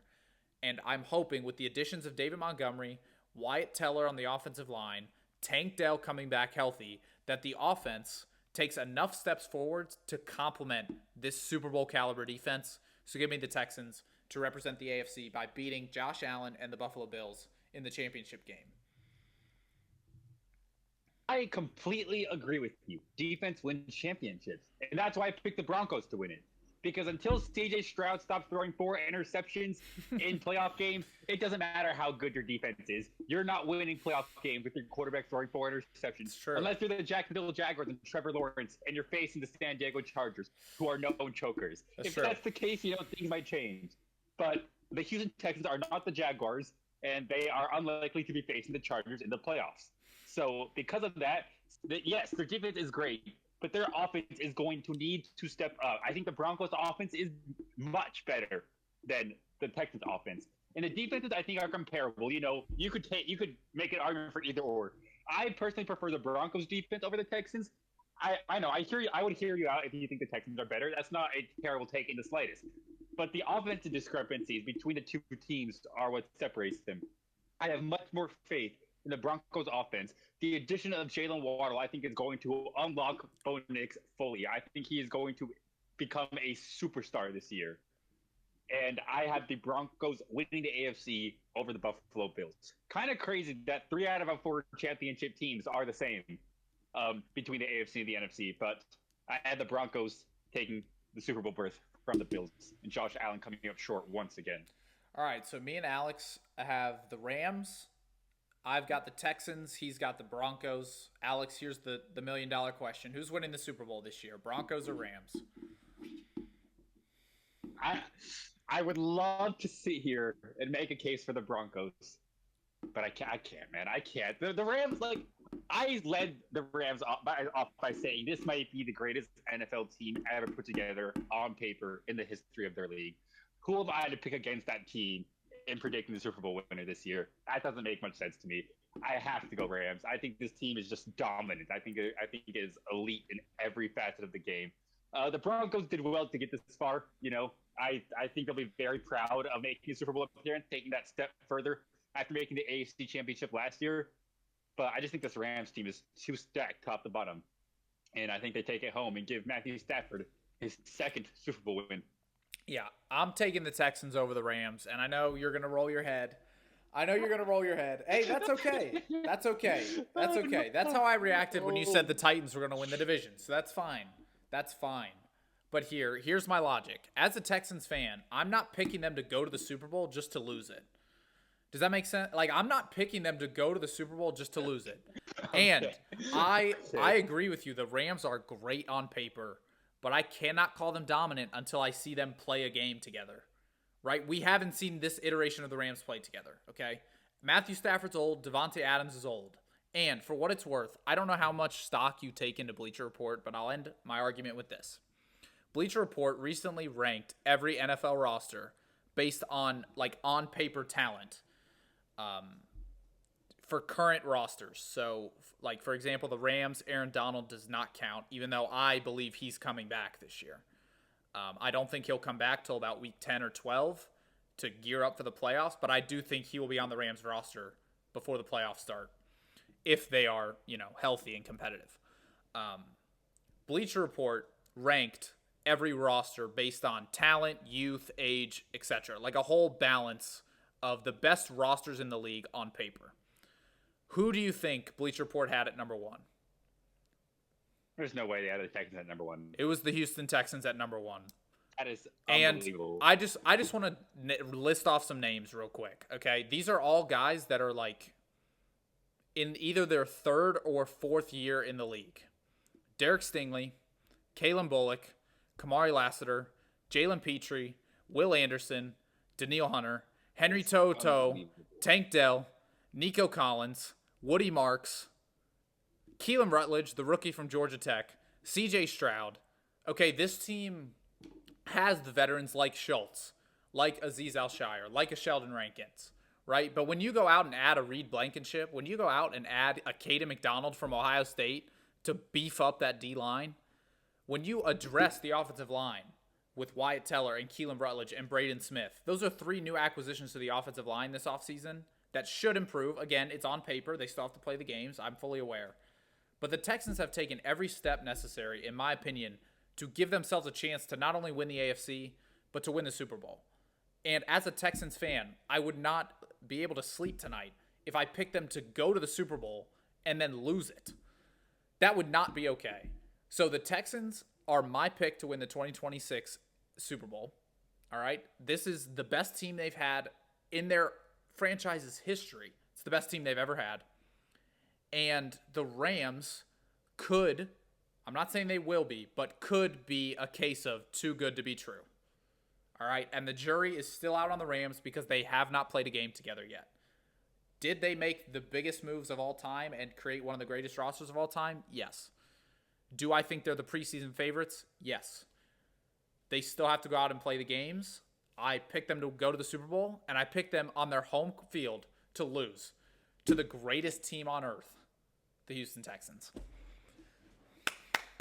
Okay. I got a lot to say. Hold on. We got to stay here for a second.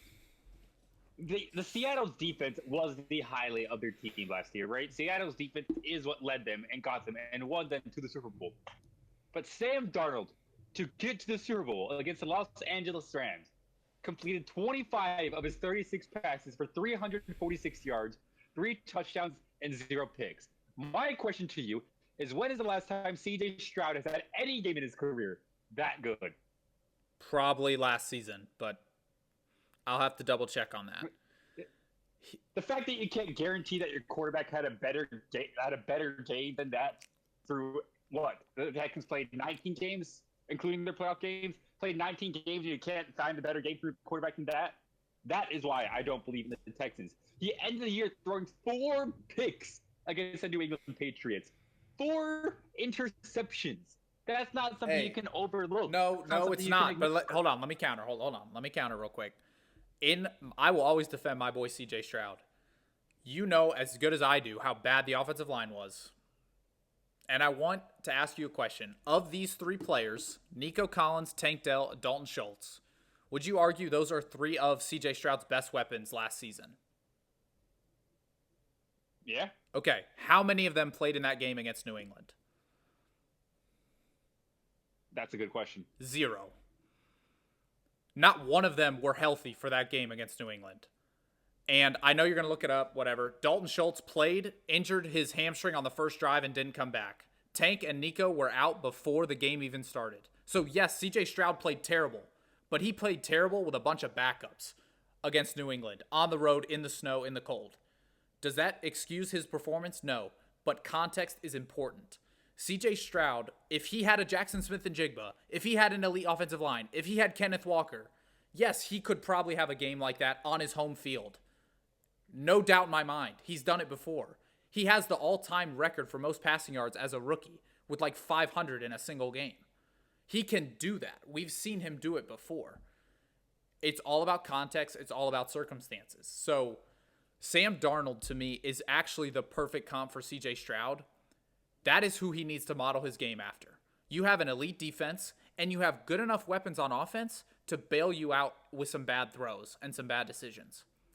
Play like Sam Darnold did last year, and I think C.J. Stroud will be looked at in the same tier as a Sam Darnold or as other elite game managers like Brock Purdy. Like that's his tier this year. And to sit here today and say he can't do that, I think is just not true. And I know I'm coming from a place of bias, but that is my counter argument for Stroud. He played the worst game of his career with the second string offense. There has to be some sort of correlation there. There just has to be. And if there's not, then I'll sit here and admit I was wrong. But until I'm proven wrong, I still want to defend my guy for not getting the best set of circumstances in his worst game ever. Okay, well, let me just say, you were saying Houston's line was a weakness last year, and then they go out and lost 2 starters on that weak line. What do you think about that? We added Wyatt Teller, future Hall of Famer from the Browns. We added Braden Smith, who came from the Colts, who notoriously have a great offensive line in front of Jonathan Taylor, and we drafted Keelan Rutledge out of Georgia Tech to be our starting center. So they definitely addressed the offensive line. Whether it will be improved or not remains to be seen, but they definitely addressed it. Okay, fair. So that again, Wyatt Teller's the best offensive lineman we've had since Laramie Tunsil left. So I mean that is unbelievable. Braden Smith, I don't know if he's going to start because he's had some injuries in camp, but he was one of the tackles for the Colts. And again, Jonathan Taylor's been one of the most productive running backs in the league, mostly because of his offensive line. Obviously, Taylor's amazing, but mostly because the Colts have an elite offensive line. And then Keelan Rutledge is a rookie center, which does scare me, but he's been bullying people in training camp. So, yes, the offensive line is still the biggest weakness, by the way. Would you say quarterback or offensive line is our biggest weakness this year? Quarterback. Really? Yeah. See, as a Texans fan, I still think it's the offensive line. But I can understand why you say that. And it's, again, CJ played his worst game of his career with a second-string offense in the cold, in the snow, against a good defense. Vrabel, if there's one good thing about the Patriots last year, it was Vrabel's defense. They played very good down the stretch last year. And honestly, they won them a lot of those playoff games. So, again, Just my opinion. I'm high on the Texans this year. I think they're going to bounce back. CJ's going to prove a lot of doubters wrong, and yeah, but he does. You're right. He has to go prove it. Like he had. There's a bad taste in the mouths of non-Texans fans. I understand. I was a believer in CJ Stroud after his rookie year. I thought this was a guy that was on his way to winning multiple MVPs and establishing himself as a franchise quarterback for years to come. And then he has actively regressed since then. I need to see him improve again. I need to see him even get back to the level of play that he was as a rookie. That shouldn't necessarily be asking for much from a starting quarterback, but it seems to be asking a lot for CJ Stroud.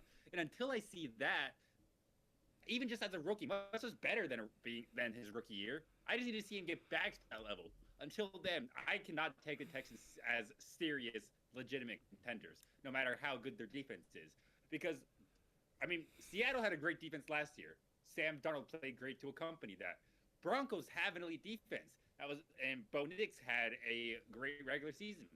You can have elite defenses. And it's very rare that elite defense can take you to the Super Bowl and winning it without, at the very least, competent quarterback play. The only defense you can really point to that's done that is the 2015 Broncos and the 2000s Ravens. Those are the only two defenses that have taken subpar quarterback play and won them the Super Bowl. CJ Stroud needs to be above average. And after what I've seen the past couple of years, I don't know if he can do that.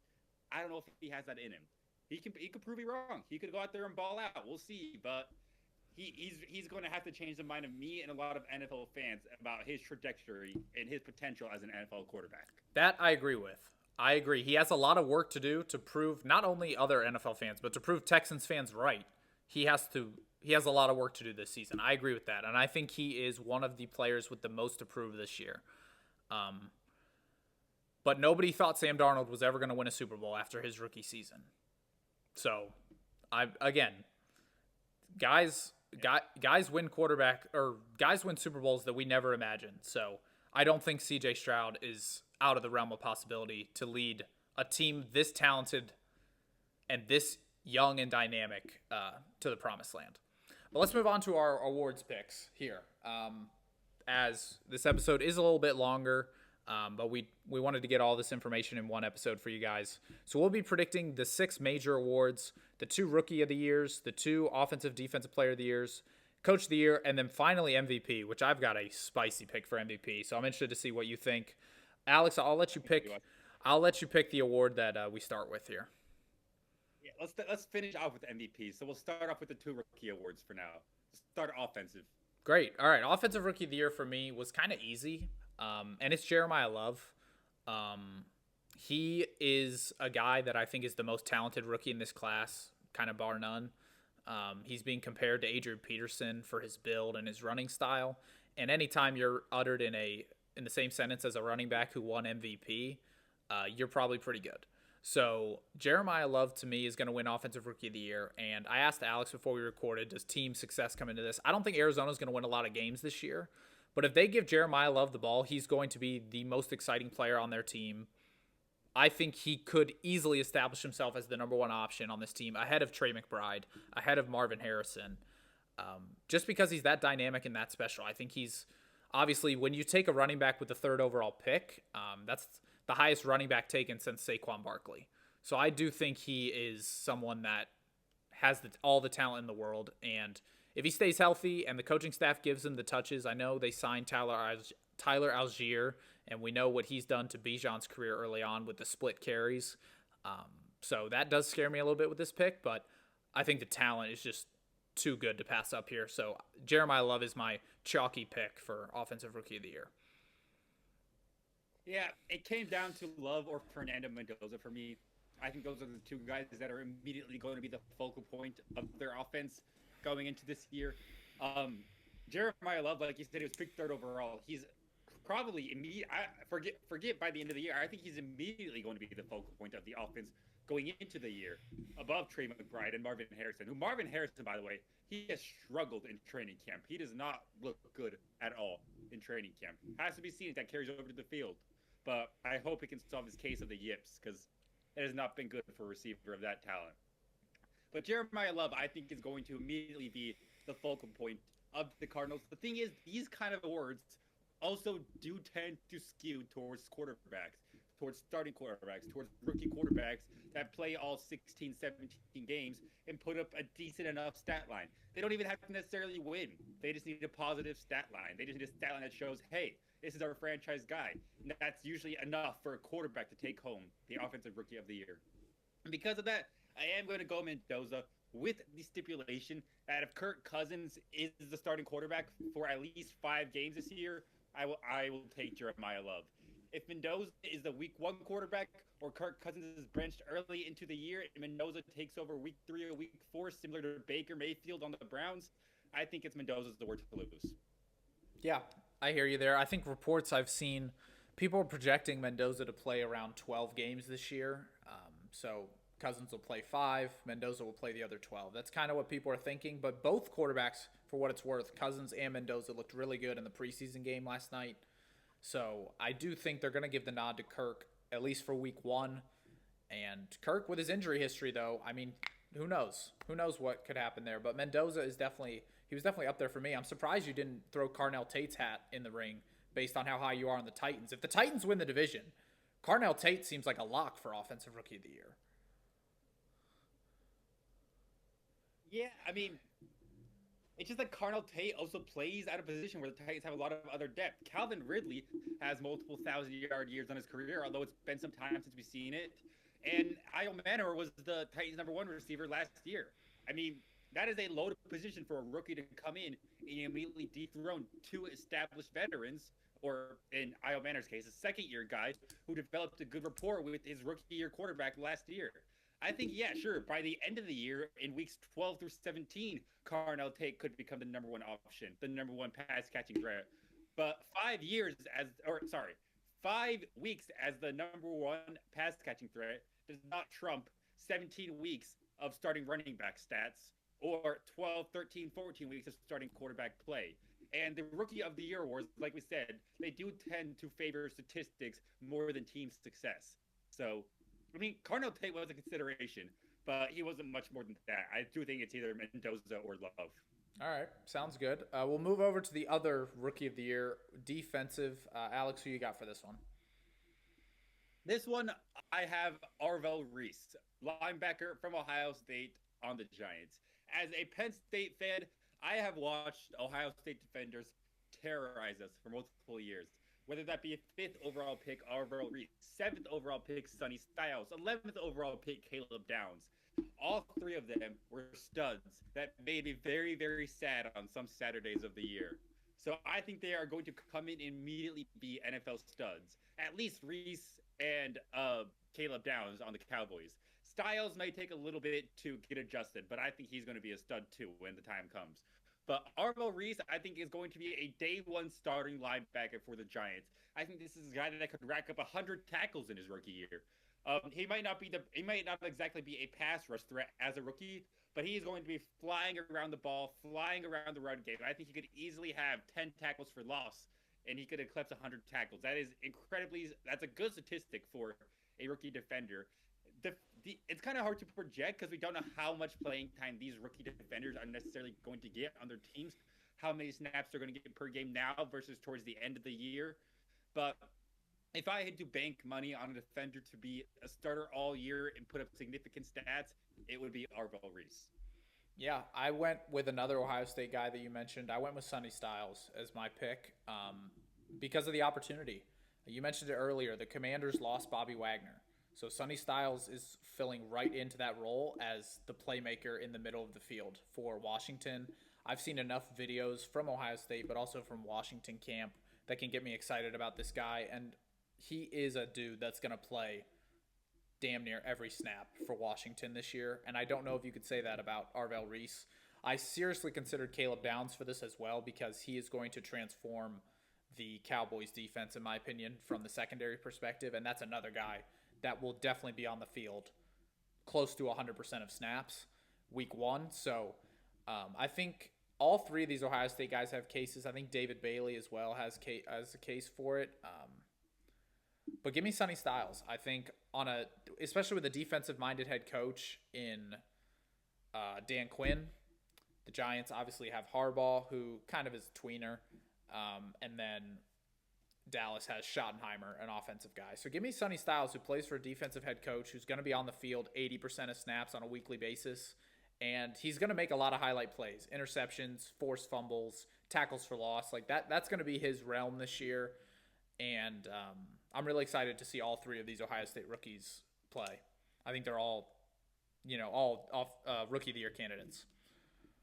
Harbaugh is a special teams coach for what it's worth, not even a tweener. His specialty was special teams, and I think he's the only coach in the league that can claim that. Just interesting fact there. But that's a good switch into our coach of the year predictions.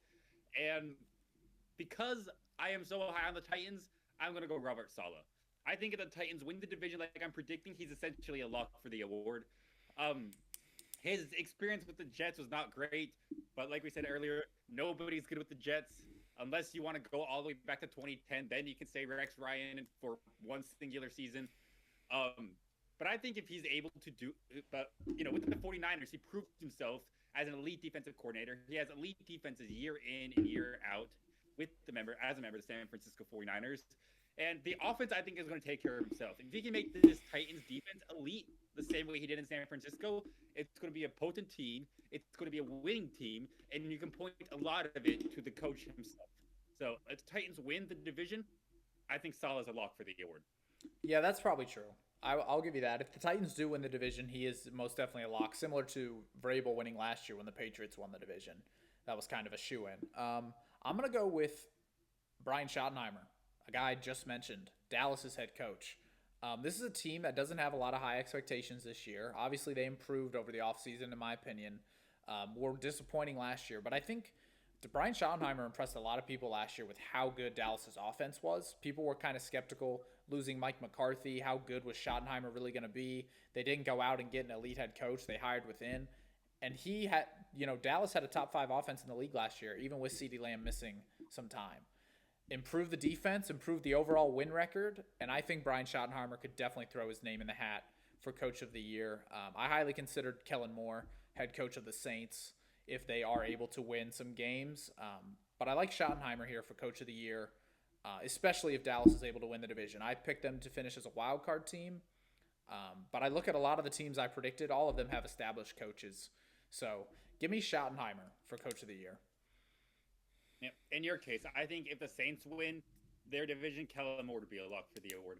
The worst to first teams tend to do really well in this award. It's they want to reward the coach that exceeded the expectations the most, rather than the best coach. I think is the point of this award. It naturally benefits coaches that took a bad team and won the division with them the following year. So I think Kellen Moore, if your Saints were to come true, would be if only they used that logic for MVP, all would be right in the world. True. All right, let's move on to our Offensive Player and Defensive Player of the Year awards. We'll start on the offensive side of the ball, and I have Justin Jefferson winning his second Offensive Player of the Year award, and that is largely due to the acquisition of Kyler Murray. Justin Jefferson had a down year last year. It made all the more painful because he was my first-round fantasy pick, and it was really, really unfortunate to watch him finish with 2 catches and 3 catches every single week. I was really pissed off that 9 could not get, number 1, the ball. Justin Jefferson is an absolute bona fide star. He might be the number 1 receiver in the league, but he couldn't prove it last year because the quarterback play sucked so much. Enter Kyler Murray, a guy who has proven before he can get his guys the ball. He can be an elite passing threat. And I think even if he's not at the level that he was early in his career passing, any amount of Kyler Murray will be better than 9. Okay? You could not get much worse than 9. You could put Geno Smith in and he'll be better than 9. You could put me stacked on top of your shoulders and we'll be better than 9 together. Okay? Any upgrade, any quarterback upgrade benefits Justin Jefferson so much. Anybody that can get in the ball will benefit him so much. And if he's able to have, he doesn't even have his career best year because of how bad his year last year was.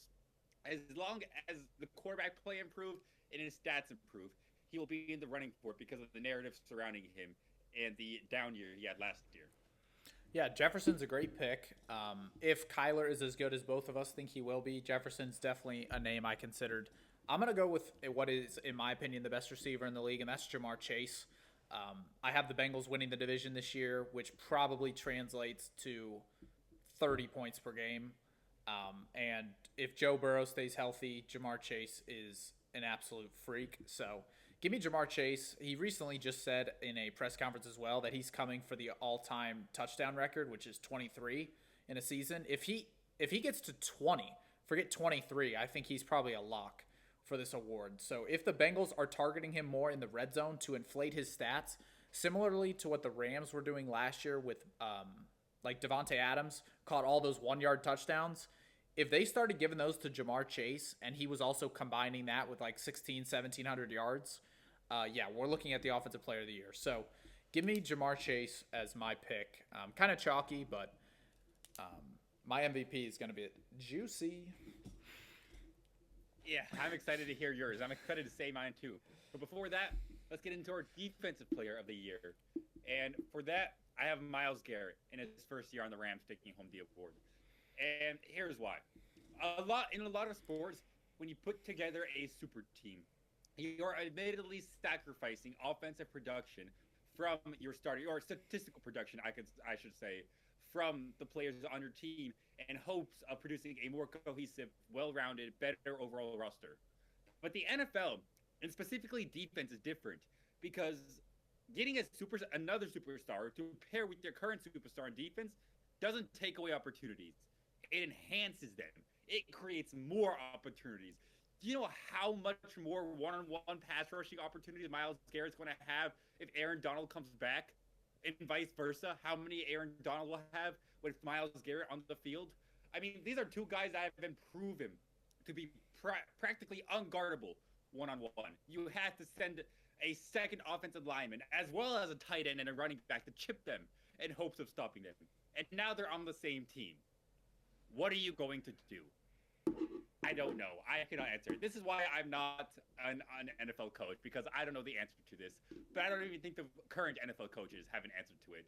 It's going to be scary hours for offenses around the league.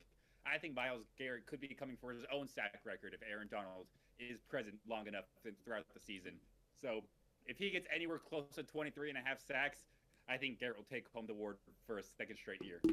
Yeah, Myles Garrett is the betting favorite. I know that because the pick I have, wearing his jersey. Will Anderson Jr. is my pick. He's the second favorite, and I currently bet on him to win this award. He finished second last year to Myles Garrett. And I think just with how good the Texans' defense is overall, really propelled him into that Defensive Player of the Year award kind of conversation. And I do believe that if Myles Garrett didn't break the sack record last year, that Will Anderson would have won it last year. I think Myles Garrett, because he's on a better team, I think his sack numbers are going to drop. I think he'll finish probably in that 17 to 18 sack range, which is still unbelievable because he is Myles Garrett. But I do think Will Anderson being the best player on the best defense in the league this year, he's going to put up stupid numbers. And if the Texans win the Super Bowl, I think he will be a main reason for that. And I think Defensive Player of the Year is in his future, whether it be this year or years to come. But him finishing second to Myles Garrett last year gives me a lot of confidence of picking him this year. I mean, Will Anderson is a great pick as well. He's one of the premier pass rushing talents in the league. And we were talking about dynamic duos, like we've been talking about this episode. Daniel Hunter should only increase Will Anderson's productivity and amount of one-on-one opportunities he gets on the line. So something to keep an eye on there. But let's move on to MVP. And if you pick CJ Stroud, we are going to have some issues. Nope. Okay. No. I can live with your surprise. No, this is something I alluded to earlier in the episode when I was talking about the Lions. And they have an easy schedule, and they're going to put up some numbers this year. They're going to blow people out this year. And we are due for a running back to win MVP. So I'm taking Jahmyr Gibbs to win the NFL MVP this year for a multitude of reasons. But the main one is something you actually brought up, and that is the exit of David Montgomery. with Isaiah Pacheco as your new backup running back, he just got hurt in training camp, and I don't know if he's going to play most of the preseason. He's new to the team. He's new to the offensive system. Jahmyr Gibbs is going to get a ridiculous amount of touches this year. And I predict that Jahmyr Gibbs will have a video game type season this year. So, with that being said, Jahmyr Gibbs is my pick for NFL MVP. The last running back to win MVP, correct me if I'm wrong, was Adrian Peterson in 2012. You're correct. And everyone since that would have been a quarterback, correct? We haven't had a non-quarterback win the MVP since Adrian Peterson. Yeah. Yeah, we are so beyond due for a non-quarterback to win the MVP. The Lions are going to have a good record at the end of the season, which for some reason matters for MVP, that you have to have the best record in your conference. I hate that. But the Lions will have a top 3 record based on what I'm looking at their schedule. Jahmyr Gibbs is going to put up an unbelievable stat line this year. There's a reason he's going 101 in fantasy drafts all across the world. And for the value from a betting perspective, he's like plus 100. Let me do this math. Plus 10,000, trying to understand what I'm reading. Plus 10,000 on DraftKings to win MVP. I get it's a long shot. I get this is a quarterback award, but I'm sick and tired of that crap, and I'm going with Jahmyr Gibbs. Okay, before we move on, if you're picking Jahmyr Gibbs to win MVP and not Offensive Player of the Year, how does that work? I don't think. Did Adrian Peterson win both? And secondly, Yes, he did. So did LaDainian Tomlinson in 07. So did Sean Alexander in 06. Okay. If a non-quarterback is winning MVP, they better also be the best offensive player. Then I would also pick Jahmyr Gibbs for Offensive Player of the Year. I did not do my research, but I assumed that if they gave Jahmyr Gibbs the MVP, they would give somebody else the Offensive Player of the Year. So I am here to put my right hand up and say that's on me. And if that's how things work around here, I will take away my Ja'Marr Chase prediction and also predict Jahmyr Gibbs for Offensive Player of the Year. But I was assuming that because he wins MVP, they don't give him Offensive Player of the Year. Because let's say like Lamar Jackson in 2024 won MVP. He was unbelievable, but he didn't win Offensive Player of the Year. So I just figured it was similar logic for running backs that win the award. They wouldn't also give them Offensive Player of the Year. But if that's the case, then I'm taking Gibbs for both. It seems like the Offensive Player of the Year award has almost become the best non-quarterback award, whereas the MVP is reserved for the best quarterback.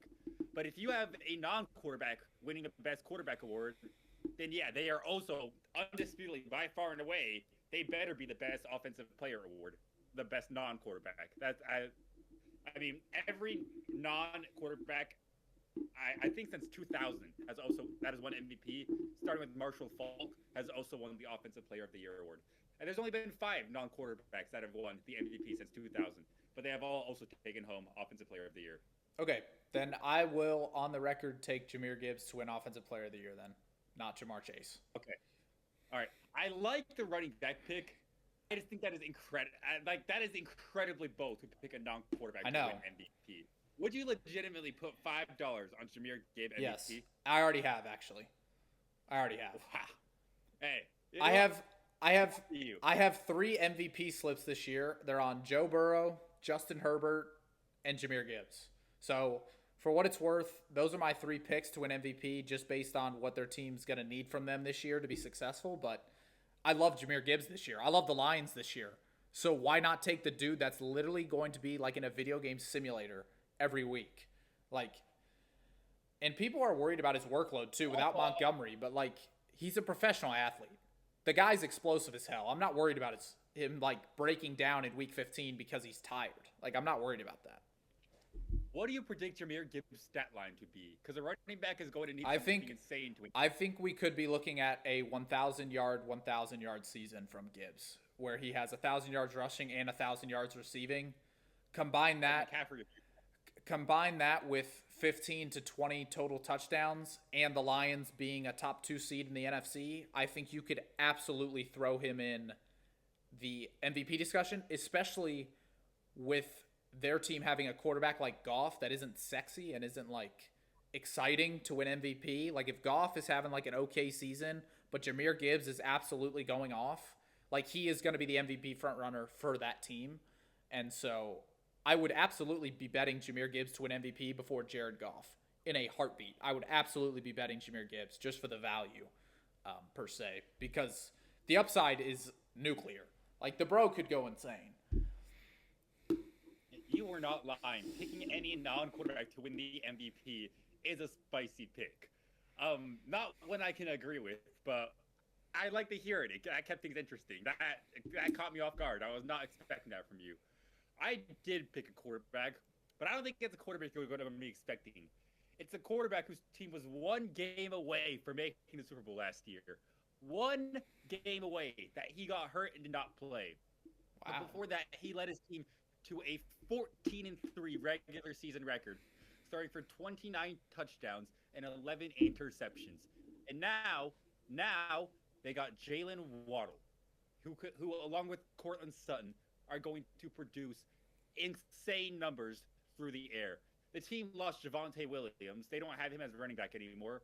I think they lost him last year. So this was a team that was reliant on the air last year as well. And their defense, obviously. And Bo Nix got them that far. As good as their defense was, they would not have won with C.J. Stroud type of quarterbacking. They won with Bo Nix type of quarterbacking.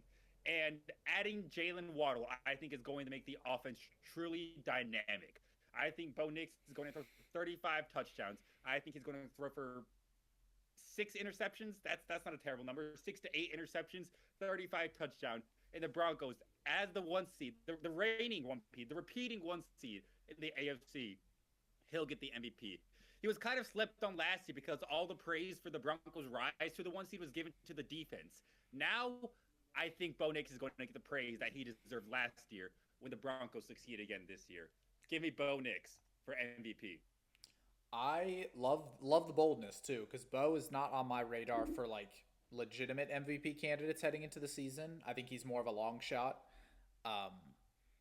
But the only thing that concerns me is he is on a defense-heavy, like a defensive-minded team. I know he has Sean Payton, who's an offensive coach, but their defense is still the heart and soul of their team, and they're going to rely on them more than the offense to win games. So I'm just worried about how much Bo Nix is actually going to have to do from a stat line perspective to win games this year, which does scare me a little bit in the MVP race. In the overall race, right, like I have Denver winning their division, right? You have them as the 1 seed making the Super Bowl. Obviously, that's all important, and that's great quarterbacking. But from a statistical perspective, I don't know if he's going to need to throw 35 touchdowns for them to get the 1 seed. He might only have to throw 25 touchdowns for them to get the 1 seed, which will hurt his MVP case. Yeah, but here is the game that I look at when I'm making this pick. Last year, the Broncos were down 32-0 to the New York Giants entering the fourth quarter, and Bo Nix had played an incredibly shitty game. Then the Broncos went on to win that game 33-32 with all 33 points coming in the fourth quarter and Bo Nix balling out. The defense did not have a great game. I mean, they allowed 32 points to the Giants, the New York Giants. Bo Nix did not have a great game either the first 3 quarters. But then he locked in. He turned it around. And he finished with an insane stat line. The whole game stat line, not just the fourth quarter. And that is the game that I look at that makes me think, wow, this guy really is the franchise quarterback. He really has what it takes to be a league superstar. Because there are very few quarterbacks in the league that you can point at and say, yeah, he would win that game as well. Bo Nix did win that game. So that solidified his status as an upper tier quarterback for me. And I think the addition that this team has made on offense is going to send him to the moon. Yeah, no, I love it. He's definitely in a good situation to succeed, no doubt about that. And with how his season ended in particular last year with the ankle injury, I'm sure he's ready to get back on the field. And yeah, I'm sure he's ready to come back and play some good football in the Mile High City. But that's going to wrap up our episode of the Hoopers Lounge today with our full NFL 2026 preview. Some disagreements here and there, but I feel like for the most part, we're really in agreement of kind of the upper half and lower half of the league. We had a lot of similar teams kind of tiered correctly. 3 out of 4 of the conference champions we had this, or our conference representatives, we had the same. Yeah, and I think just from an overall, like, who we think are contending in each division as well, I think we have very similar opinions. And the league is very deep this year. Like, in both conferences, I feel like I left off some teams that could absolutely make the playoffs this year. And I'm just excited for football. Like, I'm so ready for football, and it can't get here soon enough. You and me both. But until then, we will see you guys in the next episode. Now that our NFL predictions are done, we're going to get started on our NBA prediction. So stay tuned. Next week, we'll start with one of the two conferences to be determined. See y'all then. Peace out. Peace.